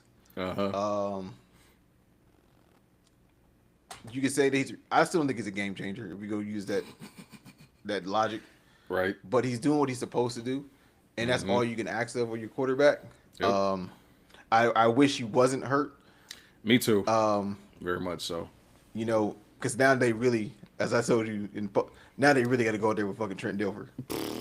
Now it's real. Like I was being facetious and just calling him a game manager, being funny. But like now they really got Jason Stidham. But hey, it's hope because we could have said Nathan Peterman, and then you just should have even played if Nate was still the backup there. So. God. Yeah, I'd have been like, we're just gonna go ahead and but we're gonna see, man. If there was ever a time where Jared Stidham, the opportunity to change the narrative of his career is there, it is now. Now, the likelihood of that happening, as one of my to quote one of my favorite movies, we give them hope, and when it is done, and Gotham is ashes, then you have my permission to die. But I don't see Jared Stidham Money, being able to lift them over. money. You do Oh, not believe in Stidham. stop the cap. My guy, you are the cap in the hat with that comment. Man, go sit down somewhere. I believe in Jared Stidham. You could come with the best written novel and try to sell me on him being able to get his revenge on the Pats. In the words of Kendrick Lamar, it's not enough. Period. Like, no, he is not going to do it. And hey, if I'm wrong, the social media platforms or whatever this clip could come after me after the fact. I guarantee Stidham is not going to lift that team over the Patriots. It just ain't happening, bro. It ain't happening. I'll march myself right back over here next Thursday and face the firing squad without a blindfold and a cigarette if I'm wrong. But it ain't happening, bro. You know. Exactly. He has not thrown a pass in a game in 2 seasons. But you expect this guy to go out here with an AFC title game? Like, nah. The next Foles is crazy. Foles at least took over midway through a season and had several games to like gain confidence, build chemistry and cohesion. Nah, bruh. Mm-mm. Did you see Nick Foles came to his defense on Twitter though? Did he really? Did he really? Yeah, I didn't see that. That's yeah, crazy. basically saying like, hey, I know a backup that won a Super Bowl. Of course he would say that. No shit. He might have been a better fit out there than what Hurts looked against that damn 49ers game for Philly, but shit. Yeah, like But nah, man. I mean, and there's no disrespect to Jared Stidham. He just hasn't shown me anything with the barrage of opportunities he's had to go make something of it. I mean, I know the situation in New England at the time was a complete shit show. He had nothing to work with, and they were going through their transition. But nah, I mean, at best, man, I could see him being a steady hand and giving them some opportunities to stay in the game. But I just don't think the Broncos have enough. I think they barely had enough with Bo Nix, but just with him, I just don't see him being able to make the difference, man. If the receiving core was a little bit better, possibly, but nah, I don't see him pulling a Mac Jones and being able to go out there and get you a couple of wins while your star quarterback is out. I just don't see that. You know, Now maybe if Kyle agreed, Shanahan was the coach, maybe, but but I don't hey, even. I don't even think Kyle could get. hey, the quote boy, Kanye. We'll never know. True, that's a big. We'll Fact. never know. Yeah, it would be a great story. It definitely would be one hell of a story if that was the case for Jared Stidham to get his revenge on the Pats. But he will get cake, but he won't get it here, to say the least. So. The only thing I hate is that they go try to paint this narrative in the AFC with whoever win to be like, yeah, but they did it in a year with no Mahomes, no Burrow, no Allen, Oh God. no Jackson. That's the narrative they go try to paint. And But I I don't hate want to I hear it hate that. I hate that for for both teams. these Yeah. teams. So, but that's the story they go try to run with. This was a gift to a Super Bowl. Shut up. But at the end of the day, you can make that argument, but bro, there's a reason why teams don't repeat or go on three-peats in the NFL. It's Age, the hardest thing to maturation, do. money, it just don't happen.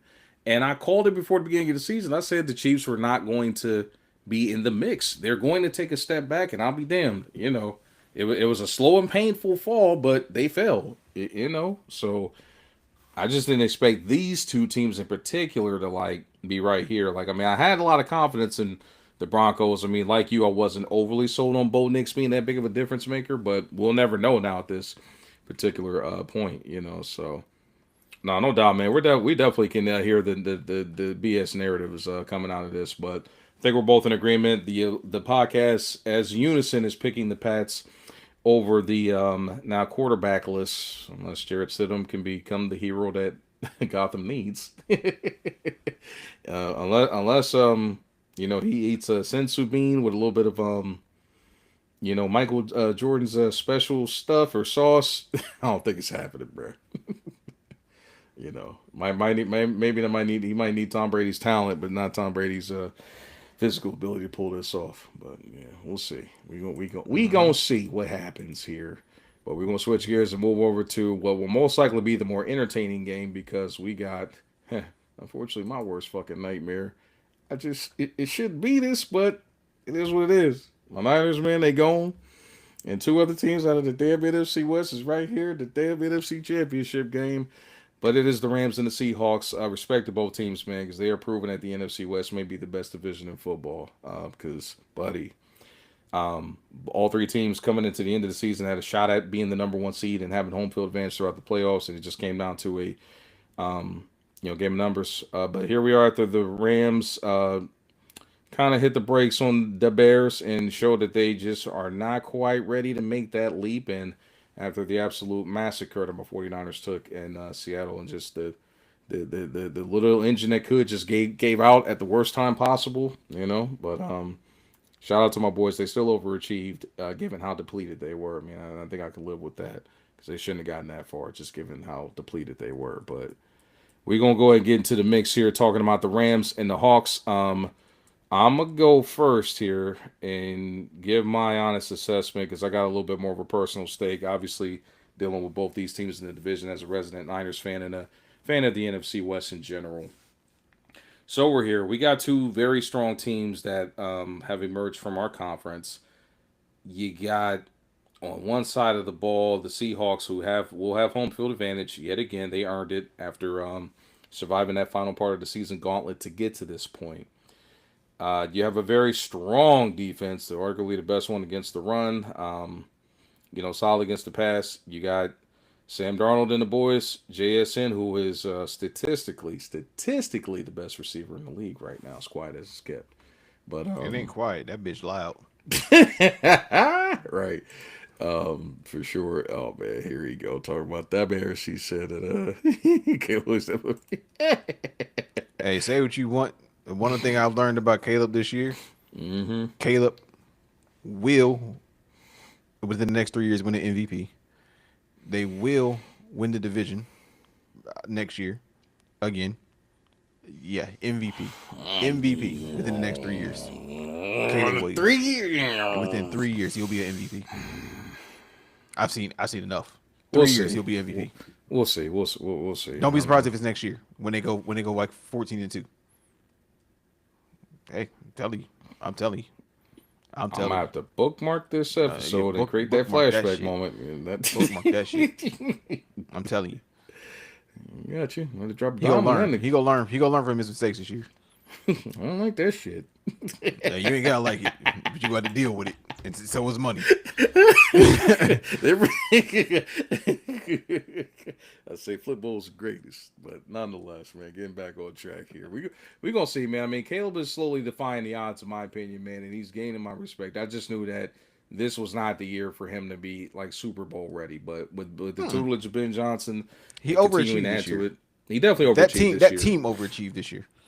But I will say there's already rumblings of some things post that game about him having some high tension with him and DJ Moore after the fact. But we're going to see. We shall see. And Colston Loveland will be your all-pro tight end next year. All-pro. All-pro. Hey, you already know money against you. He has ulterior motives, but he's against it. Hey. Did the Lions? What the Lions do without Ben this year? Oh man! Shh. Stray. Campbell had the ruling moment. Strays grace. Or just call it clean straight. That's tough, man. Campbell had the ruling moment. Fuck the bear, hunt the package. We're gonna bounce back next year. I know that's right, bro. Have faith, man. Have faith. The Lions, they'll be back. Now, whether they can overcome will be a different story. Now what y'all gonna do when the Lions get but when the Bears get Jeremiah Love to add to that backfield, huh? What's gonna happen? Or plot twist, what if they find a way to trade for AJ Brown? They don't need it. They don't. I'm just saying, if they did, though, I actually would hate that. I actually would hate that. I don't care. Guess what? and you stayed at fucking home. What does it matter if you swept the Bears? Oh Talking God. about irrelevant shit. We actually swept the Bears. Okay, who made the playoffs and who didn't? he Stink a said. butt. He said. In other words, whoop de doo. Exactly. Like who stayed at home? Nah, that's Just like like me. me and That you. hey, The Lions. that's like me going back to Boston. We beat the Seahawks in week 1 when we was healthy and before a shitload of injuries. Absolutely, you know. And before JSN became the JSN that he ascended to, You know. I mean, he yeah. reverted back to freshman sophomore Buckeye JSN. Like Himothy. We're talking 12 unguardable. 12 catches against Utah, boy. I remember that shit. Shit was crazy, boy. So I'm not shocked by nothing JSN did because I said he was the best receiver in that damn room. So Nah, I no ain't. doubt. A lot of people were shocked by it. I'm like, y'all niggas just don't watch ball to be Hmm. shocked by anything JSN doing. And Nah, I this mean, is it's come from a resident Michigan fan. I know what it is. God damn it! Like JSN is like that. yeah, nah, he's definitely like that, man. He was definitely like the underrated unsung guy, and I think the only reason why it was like that was because he didn't play. He didn't play at all in his final season there when he was hurt. But you know, we That all and knew what it was going to be. he wasn't the athlete of the ones that was there. Like he's not the athlete that Wilson or Olave or Harrison Marvin was. Harrison, yeah. But guess what? None of them are the tactician or the route-tician that he is. Yeah, they're not the route artist, brother. Like Because he is it's the different. definition of a route artist. So you know, so but you know, but getting back on track here, this is going to be a tough one, man, because this is really going to come down to one key matchup in this, and it's obviously the Seahawks defense against that juggernaut of an offense that the Rams got, man. Matthew Stafford obviously is looking pretty healthy, no back issues coming into the postseason. It's going to be interesting to see if the Hawks will be able to slow them down on that side of the football, because that's really what's going to come down to. If the Rams can find a way to move the ball against the Seahawks, then I got the Rams getting ready to pull it off, because I'm still not overly. I mean, I know they got JSN. I know they got Kenneth Walker. No Zach Charbonnet heading into this matchup because he officially blew his knee out in the last game against the Niners. I don't think the Hawks have enough, man, to do it. You know, he's better. I mean, he's better than Baldwin. he will be I, Baldwin on steroids. Like, you know, like Baldwin, I would say, is like on like basic cell mode. Like JSN's like on perfect cell mode. Like it's several upgrades above that. You know, but I mean, no, but I mean, no, there's no shade of Doug Baldwin. He was a very fundamental base receiver, but JSN's on a different level, bro. Like he is the balanced breakfast, as we always talk about on here. like JSN in essence, I'll say like the closest thing I could say like to compare him to, he's prime Devontae Adams, bro. Yeah, yeah. I mean, He's a again, route Chris. tician. He's not crazy fast, Yeah, but he gets open, bro. And he really strong, don't can drop. get open. Yeah, can take He's a great contact. runner with the ball after he catch. Yeah, man. He's a baller, bro.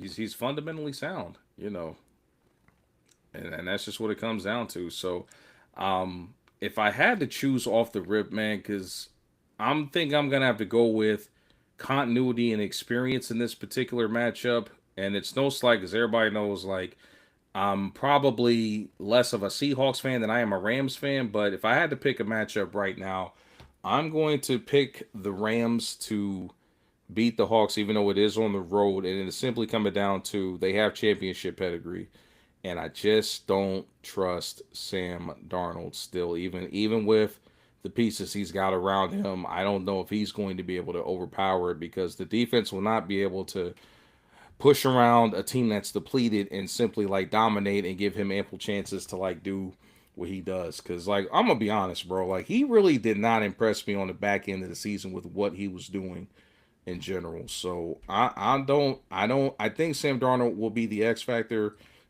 to why they most likely will lose because there's going to be pressure. The Rams can definitely get a hell of a lot better pressure than what the 49ers could. They're definitely more sound defensively up front, and I think that defense is going to have their hands full containing that boy Puka and Devontae and the rest of the crew. And another X factor for the Rams, Blake Corum coming on strong for these guys like late in the season here, man. That's a nasty little 1-2 they got with him and Williams back there. So we're gonna see how it goes. But your take on this matchup here?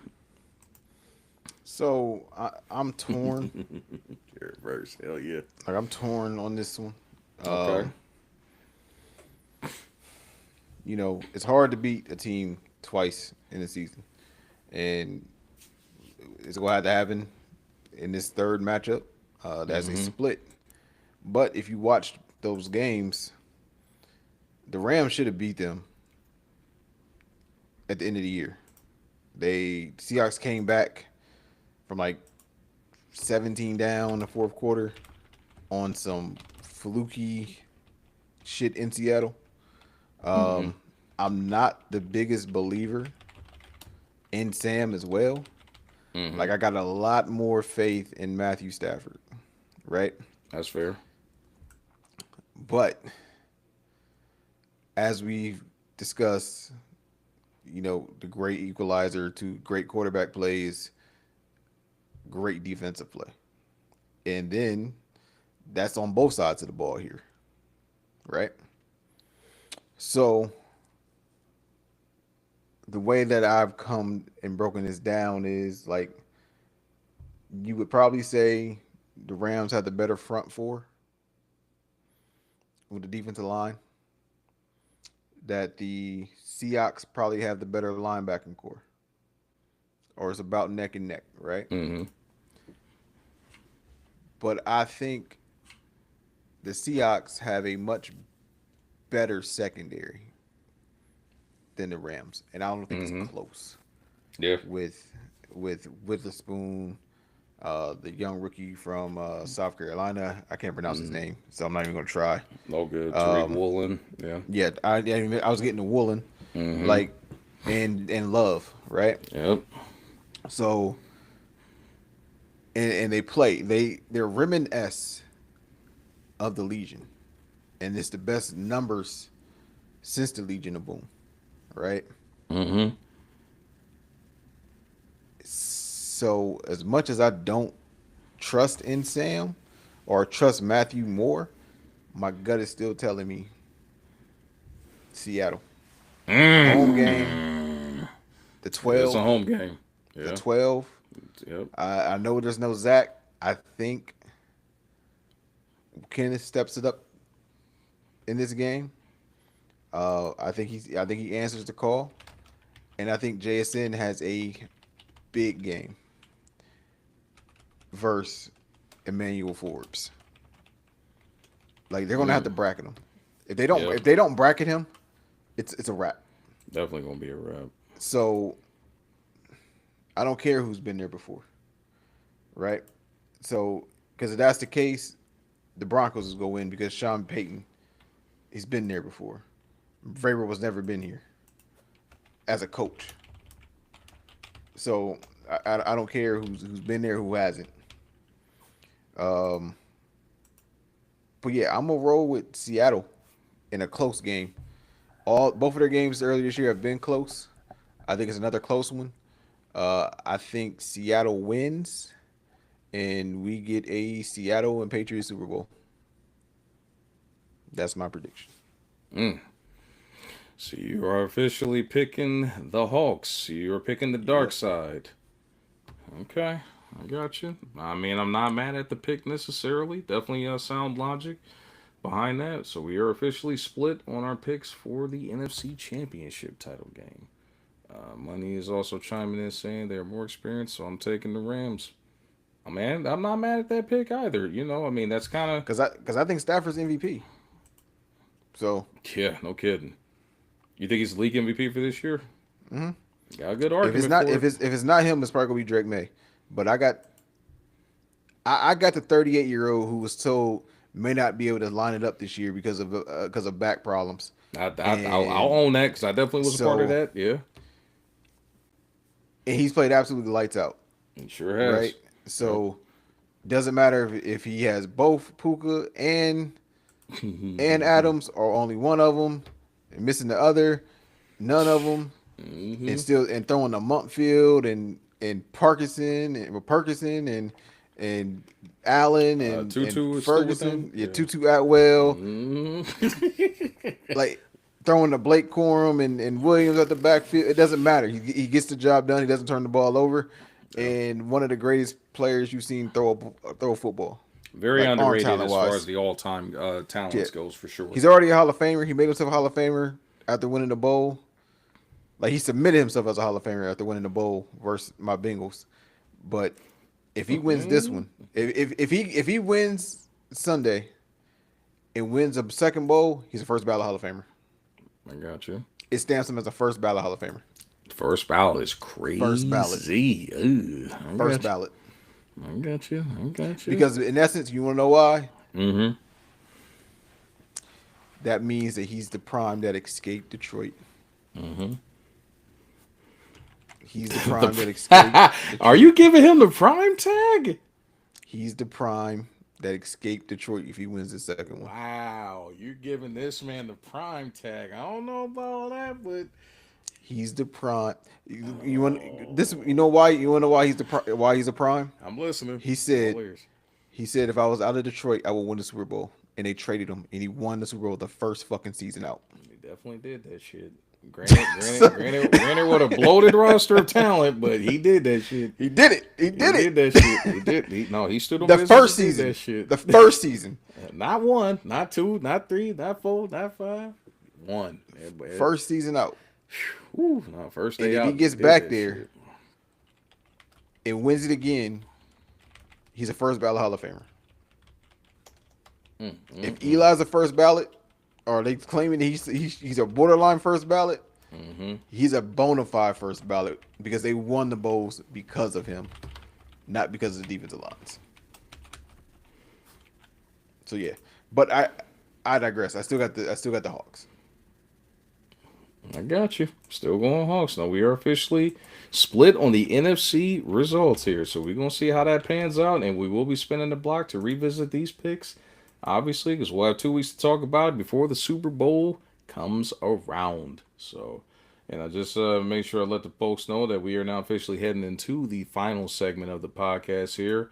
Officially done with football talk for now. It is time to talk about gaming, especially a good time to talk about it coming off of my guys. I ain't gonna say your debut yesterday here, but you stepping into the culture, man. The culture that is sweeping the gaming scene right now. We got to talk about some gaming, and specifically the hottest game on the market right now, and the rise of Arc Raiders, man. If you have not been paying attention, Arc Raiders is a looter shooter extraction game that has been now live on most gaming console platforms and also PC. Has been deemed as arguably the hottest game to finish 2025, and so far has maintained its momentum heading into 2026. It's a different thing. If you have not rocked with it, take my word for it, and take even Zay's word for it. And from our crew, we damn near got everybody on that game, and the streaming numbers and the content that's being created. If you ever need something good to watch, man, just go watch you some good old content on YouTube as far as Arc Raiders goes. But we got to talk about it, man, because this is a game that really kind of came out of nowhere and just caught fire with the structure, but went through its typical growing pains of people complaining about the PvE aspect and saying it should be more PvP based, and it's created quite the divide in like how the game should be moving forward in their community. And I love that for it, because anybody that's ran with me so far know I'm more PvE based. I believe in harmony and everybody eats together, and with the occasion of having to shoot some rats on occasion, as they say. But Zay, I know you made your you really started like digging in and really like giving it some quality time last night, man. Your thoughts after running with me and our third guy Money on in the game last night, and kind of getting used to the basics of the game. I know you're still on the learning curve with it. Your thoughts after giving it some quality time? Yeah, still on the learning curve. So it's like you said, it's a looter shooter. So it's different from what I've played. Like I've heard people say like, oh, it's like Division. No, Division is more high impact, and like it's like Division would kind of be like if that and Call of Duty kind of had a baby. That's kind of like the Division. But I like it. It's more relaxed, right? But I can see from the content the toxic side of it. I can see it, right? Um, Oh so shit. like I enjoy playing it. I don't know how much time, like I probably won't dedicate as much time to it as you do, which is fine. I'm more of a sports and then strictly like Cyberpunk 2077 and GTA style Mm-hmm. player personally. Like, but I do dabble in the Call of Duties, especially the zombies. Yep. Um, Yes, sir. but I'm a big zombies so head I too. Yeah. so I dabble into that. But like sports games, Grand Theft Auto, uh, when Saints Row was good, meaning Saints Row 1 and 2. Yes. Um, Yes, sir. Yes, sir. 'Cause but I don't know what the hell it's devolved it to nowadays, boy. Shit. yeah, and then like Slapstick, boy. like Cyberpunk 2077, one of the greatest, one of the best storylines out there. Short, but because of the quest, it's one of the greatest games, in my Mm. opinion. My opinion. You got your own. After it was fixed, because when it came out, launch date was terrible, Oh man, who terrible. you telling, man? You talking about for But Cyberpunk? yeah, Whew, terrible, boy. terrible. But Now hold on, I'm gonna put you on the spot real quick. Was it worse than the online launch of GTA 5 on Xbox and PS3? oh, it was worse. Oh, it was worse. Damn. It was worse. Damn. Because I didn't play it back then. So you say it was So worse than that, bro? yes, it was worse than that. Like Ooh-wee. That's tough. That's tough. That's a big statement. CD, what is it? CD Project Red. They Mm-hmm. issue refunds. That's who made the game, right? Yep, they Oh issue refunds. shit, that's tough. They refunded. You know these fuckers don't refund nothing. Not a They damn thing. voluntarily refunded the game Mm, 2 months after it was released because that's it was tough. that bad. It was a Yeah, very bad. Like if I sent you videos on how bad it was, when it you'd be like, bro. I mean, like you walking down and cars are like falling on you out the sky. that's insane. And shout out to one of our former coworkers, man, Jess. She had been talking. She had been talking very highly of Cyberpunk, especially after the fix. But she was adamant about like how terrible it was during the launch and telling me about some of that nonsense that was going on. But that's crazy. You said walking and cars falling on you. That's insane. Or you walk in and because it's how long it's taking to buffer, you getting stuck in the street and can't move and shit like That that. happened one time after all like the patches were like updated. I was like randomly like moving around and I just like fell through the ground and just fell forever. And I'm like, Yeah, so like this is I never personally experienced some of those issues. I luckily always been like on like the X, mm-hmm. um, or do they have no? Because when they came out, It was on the it one still I was on think the when it one. first It still came was on out. the Yeah. Xbox One, Mm-hmm. but like I had to upgrade one. Like they had the slimmer Yeah, one. I yeah. had that The one. So the that big one the didn't big have as brick, many. yeah. They had the big Mm-hmm. brick, and then they had the newer one that came out that was a little bit smaller. So I had Yep, that one. the white joint, yeah, yeah. So that one didn't have as much issues on it because it had a better processor in it. The Xbox, I think it was the Xbox One S is the one that came out afterwards, yeah. So I had that. So I didn't have as many issues. I was able to get through it, even though it was laggy at times. It was bad. Yeah. Like, but I was like, the story's cool. I'm gonna get through it, and then I circled back. So I have 3 playthroughs on it. Each playthrough 80 plus hours of time. Gotcha. So, um, so yeah, I enjoyed the fucking game. 80 plus hours each. So Damn. yeah, so it's but Arc Raiders is I like the community that I'm seeing of it. I liking the content. I like that Gilbert Arenas is getting on it, talking his shit. It was just funny. Crashing out already. Um, I did see one of the toxic moments last night. Money got hit with the okey doke. Oh my Um, god, bro. Money. it was And like I it was mean, like a scene out of a bad movie, man. Like you were supposed to come down with us, and you fucked around and missed the point, and then you fucked around and found out that niggas can't be trusted, my dog, guy. like the what made that so like I felt and I genuinely felt bad for that happening because he's the one that brought the Raider key.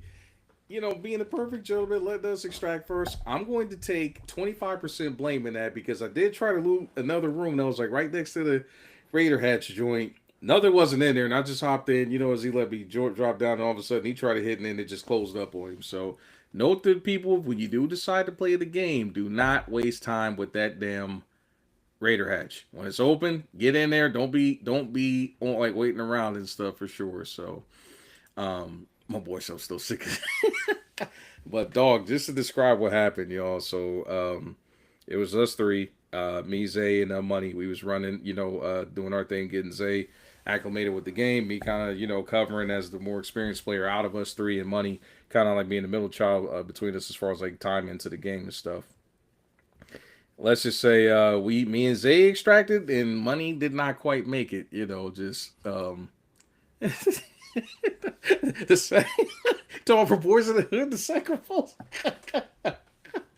I ain't gonna lie, bro. When you went down, when you tried to extract that subway, and I saw that exfil coming in. I said, bro, don't. I was like, don't take it. You need to wait. You need to wait.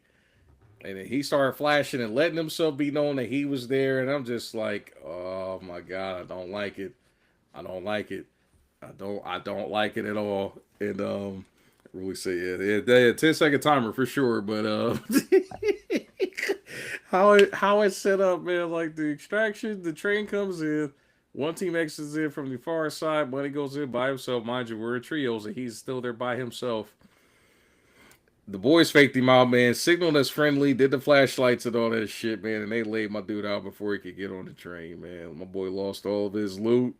Lost like a lot of his shit, man, and I felt so terrible. I was like, bro, I knew that was gonna happen, man. Like, you just can't, especially when you're solo in a trios lobby. You have to be very tactical. You can't trust no damn body, and you, for the love of God, you can't take on no gunfight with nobody. You gotta run, Rudolph, like duck, whatever you got to do.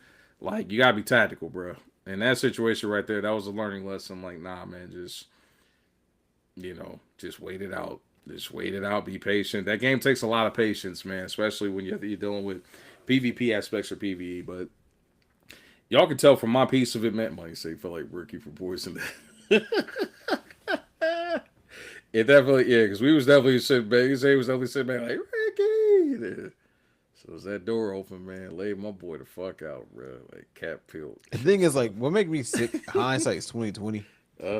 Money knew the shit was about to happen. He brought a grenade out. He was ready. So like he knew it, but he stayed right there by the door, like back the fuck up, Money. Like something, bro. Like, oh, walked in there like Beavis. Hey, chill. Oh God, that's tough. But I felt it in my soul. I said, bro, like I knew from the get go, man. So I was like, I'm just thinking if that was me in that position, like I don't trust nobody, bro. 'Cause I've been in that situation where I've had to like be on some escape artist shit and get out of some tough ass situations in that game. Like I've actually became quite the artist on that. He said, I bounced back today though. Got my break right. You got some more. Yeah.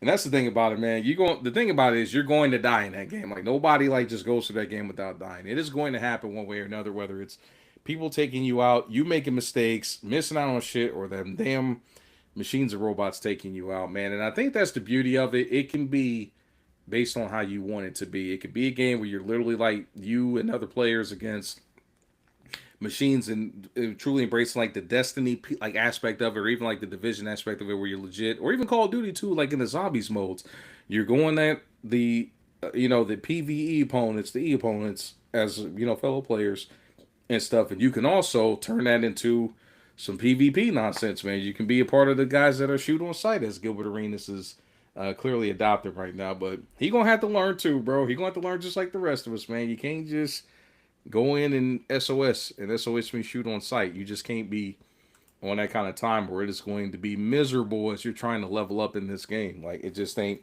It's not like that, bro. You got to be peaceful. But the thing is, it really tests your skills as a tactician, man. Like, are you going to be the guy that is the rough shooter? You're going to rough shot over whoever you see, or are you going to be the person that peace, love, and harmony? Everybody loots peacefully, everybody eats. It's us against the machines.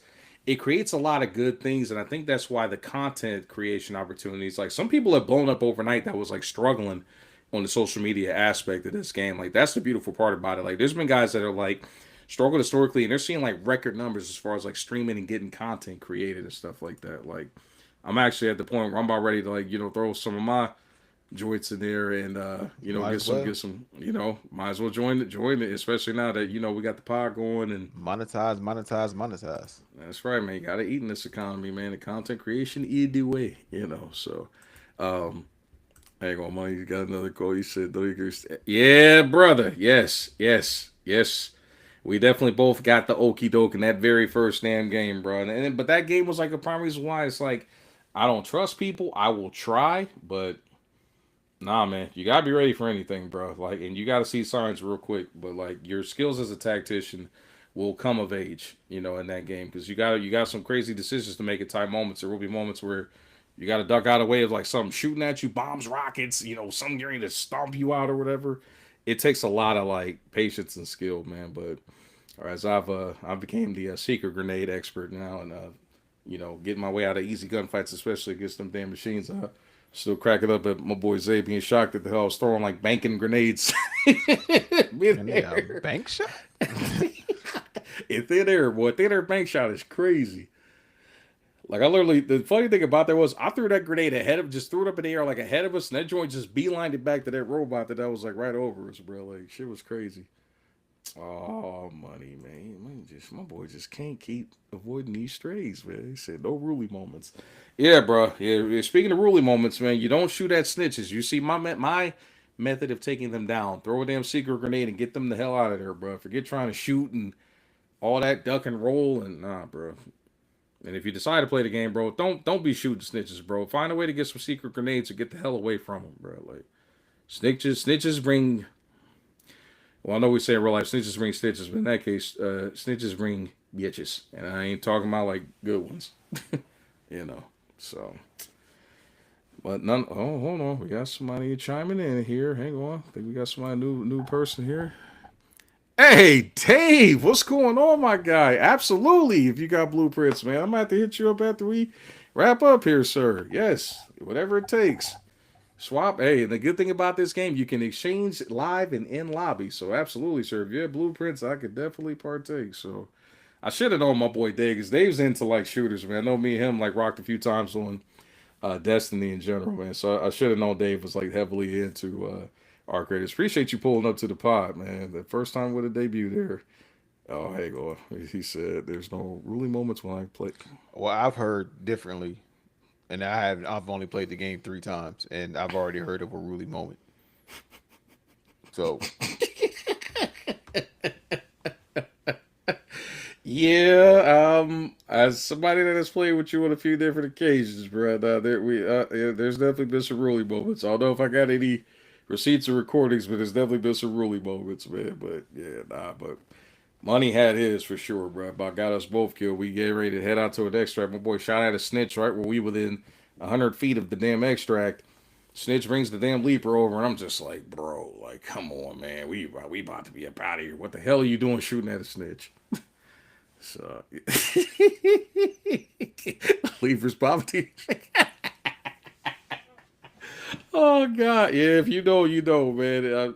Those things he just called off, man. Try to avoid those at all costs. Starting out, man, you need a certain amount of equipment to be able to take them some bitches out, especially them Rocketeers, bro. Like, tuck your pride in your back pocket, man. Run away. Do not go into no fights with Rocketeers, especially when you're starting out, man. But if you need quick tutorials on how to like pick it up, man, just hit your boy up. I'm always on there, man. In general, and of course I play on console, but it's definitely a cross-play game, and it's hella fire. But probably gonna be on there here shortly, seeing that our dynasties have not advanced as of yet. So yeah, pause. We gotta get you on there more often, man. It's definitely like a dope ass game to play for sure. In general, it's a wild time, man. But if you guys haven't checked it out, man, it's worth the $40. It's not a pay to play game. You don't have to like sink no additional money into it once you buy it. And I think that's one piece of it that makes it like a great game itself, man. It's like it's gone on sale. It didn't like they didn't gatekeep and keep it out of like the sale, like the Christmas like holiday specials ran, and it was like on sale for 32 down from $40. So, you know, he says you can't say that because every time I played, I've never. like I'm saying really I heard that's a lie. The lie detector test determined that was a lie, bruh. Like I only played the first. I played my first time with you, really, and yeah, you ain't do nothing that time. but we didn't have any encounters. All I'm gonna But say is where's Nick when I need him, boy? Because them that visit on Blue Gate, buddy. Yeah. Part of the reason why I'm nervous about playing the trios right now. But my faith was restored last night playing with some more patient players when it comes to like engaging people. So yeah, I heard you've been on COD a little bit more pause that you doing the what's it, the end game or whatever it's called. I heard you jump back on that after I tried to introduce you to it that one time. mm, yeah, That new man. game mode on there. So He said, I got a Madden game after. mm, let me see. He said, "I promise it's not." I don't know about all that, man. It's definitely a joint for sure. Yeah, pause, man. If I get a chance, man, definitely might bring you on some of these raids after the fact, especially again seeing that the lobbies and whoever is in the league, make sure you get your stuff done, man. Because we will be advancing here shortly after the podcast. You already know, 10 o'clock Eastern Standard Time. Get your stuff done. So, but no, definitely, man. If you haven't checked it out, be sure to go check it out and get into it. Pa says he's been on in game In and game and Warzone. Warzone. Yep. We jumped on that in game. Kind of didn't know what to do. It's like zombies mixed with Warzone. Okay, like DMZ maybe, like from one of the previous Call of Duties. This is like different from everything. Like Okay. it was cool, but it's like I just didn't know what to do, and the shit just got confusing. But I gotta dabble in it more. I got you. I got you. Well, with that being said, man, your thoughts on like could this type of a game change the title, how we see like competitive shooter games like moving forward? I mean, Not obviously. competitive shooters, but I can see it being its own lane. Hmm. Um, because is it gonna be this the more laid back, or if you want straight toxic, is the division going into the dark zone? If Hmm. you Very much so. y'all want prime toxic, go to the fucking dark zone on Oh division. my god, Like, bro, you triggering bad memories, dog. Especially in that damn Division Two, brother. That go to damn the dark dark zone. zone. Gone rogue. An agent has gone rogue. Like, ah, god, like, and Go that's to kind that of what dark it zone. is, man. You know. Oh, but that's a division is that on steroids because like more high powered guns, Hmm. and it wasn't really more about the loot. It was just about leveling your player up, and then your Yeah. guns level up with you. But yeah, I fucked with Division Two. This is like a watered down, like a more chill version, but I can still see the toxic side of it. Oh, absolutely, bro. Like I said, keep running, man. Just make sure you turn crossplay off, so as you build your people up, don't take it from me, because I know you want to get in this and actually like keep the shit that you earn. You don't want to go out like how Money did last night, and lose all that beautiful loot and trinkets and guns and. No 12 gun salute for you, my boy. Not the 12 gun salute, man. But yeah, nah, for sure. But sure, be sure to check it out, man. Arc Raiders is a fun time, man. Hit us up. We be on there as well. I know I be on there, man. And anybody that knows me, I'm a master 2K head. But needless to say, 2K is taking a back seat to Arc Raiders here of late for me. He said, man, nah, Destiny 2 is so sweet. Yeah, Fun it is. fun I fact. agree with that. Fun What fact. up? I Hmm. never played a game of Destiny or Destiny 2. Wow. Never game. Not one. Or Fortnite. Now, Never a okay, game. now that's where my gaming card violation comes in at because I am so anti Fortnite. I can't rock with it. I can't do it. I nope. I'm sorry. The building and shooting. I heard and then people be trying. Well, no man, it's the zero builder shot. I no, bro. Like just know that if it's a game that everybody else is running, know that this guy, I have access to it, but it is uninstalled. That game will never be reinstalled on my Xbox. Like you know, so. Oh, he said hop on it's 2K or 2X. Um, oh, double XP on 2K right now. Oh, okay. I might. We'll see. We'll see if we can get a five together possibly for some K. But nonetheless, y'all, we got gaming to get to here, man. And we are going to get ready to bring it to a grind to closing for this episode of the Crisp Logic podcast, man. But we have reached the end of the segment. I appreciate a lot of these guys chiming in. Shout out especially to my boy Dave making his debut in the comments.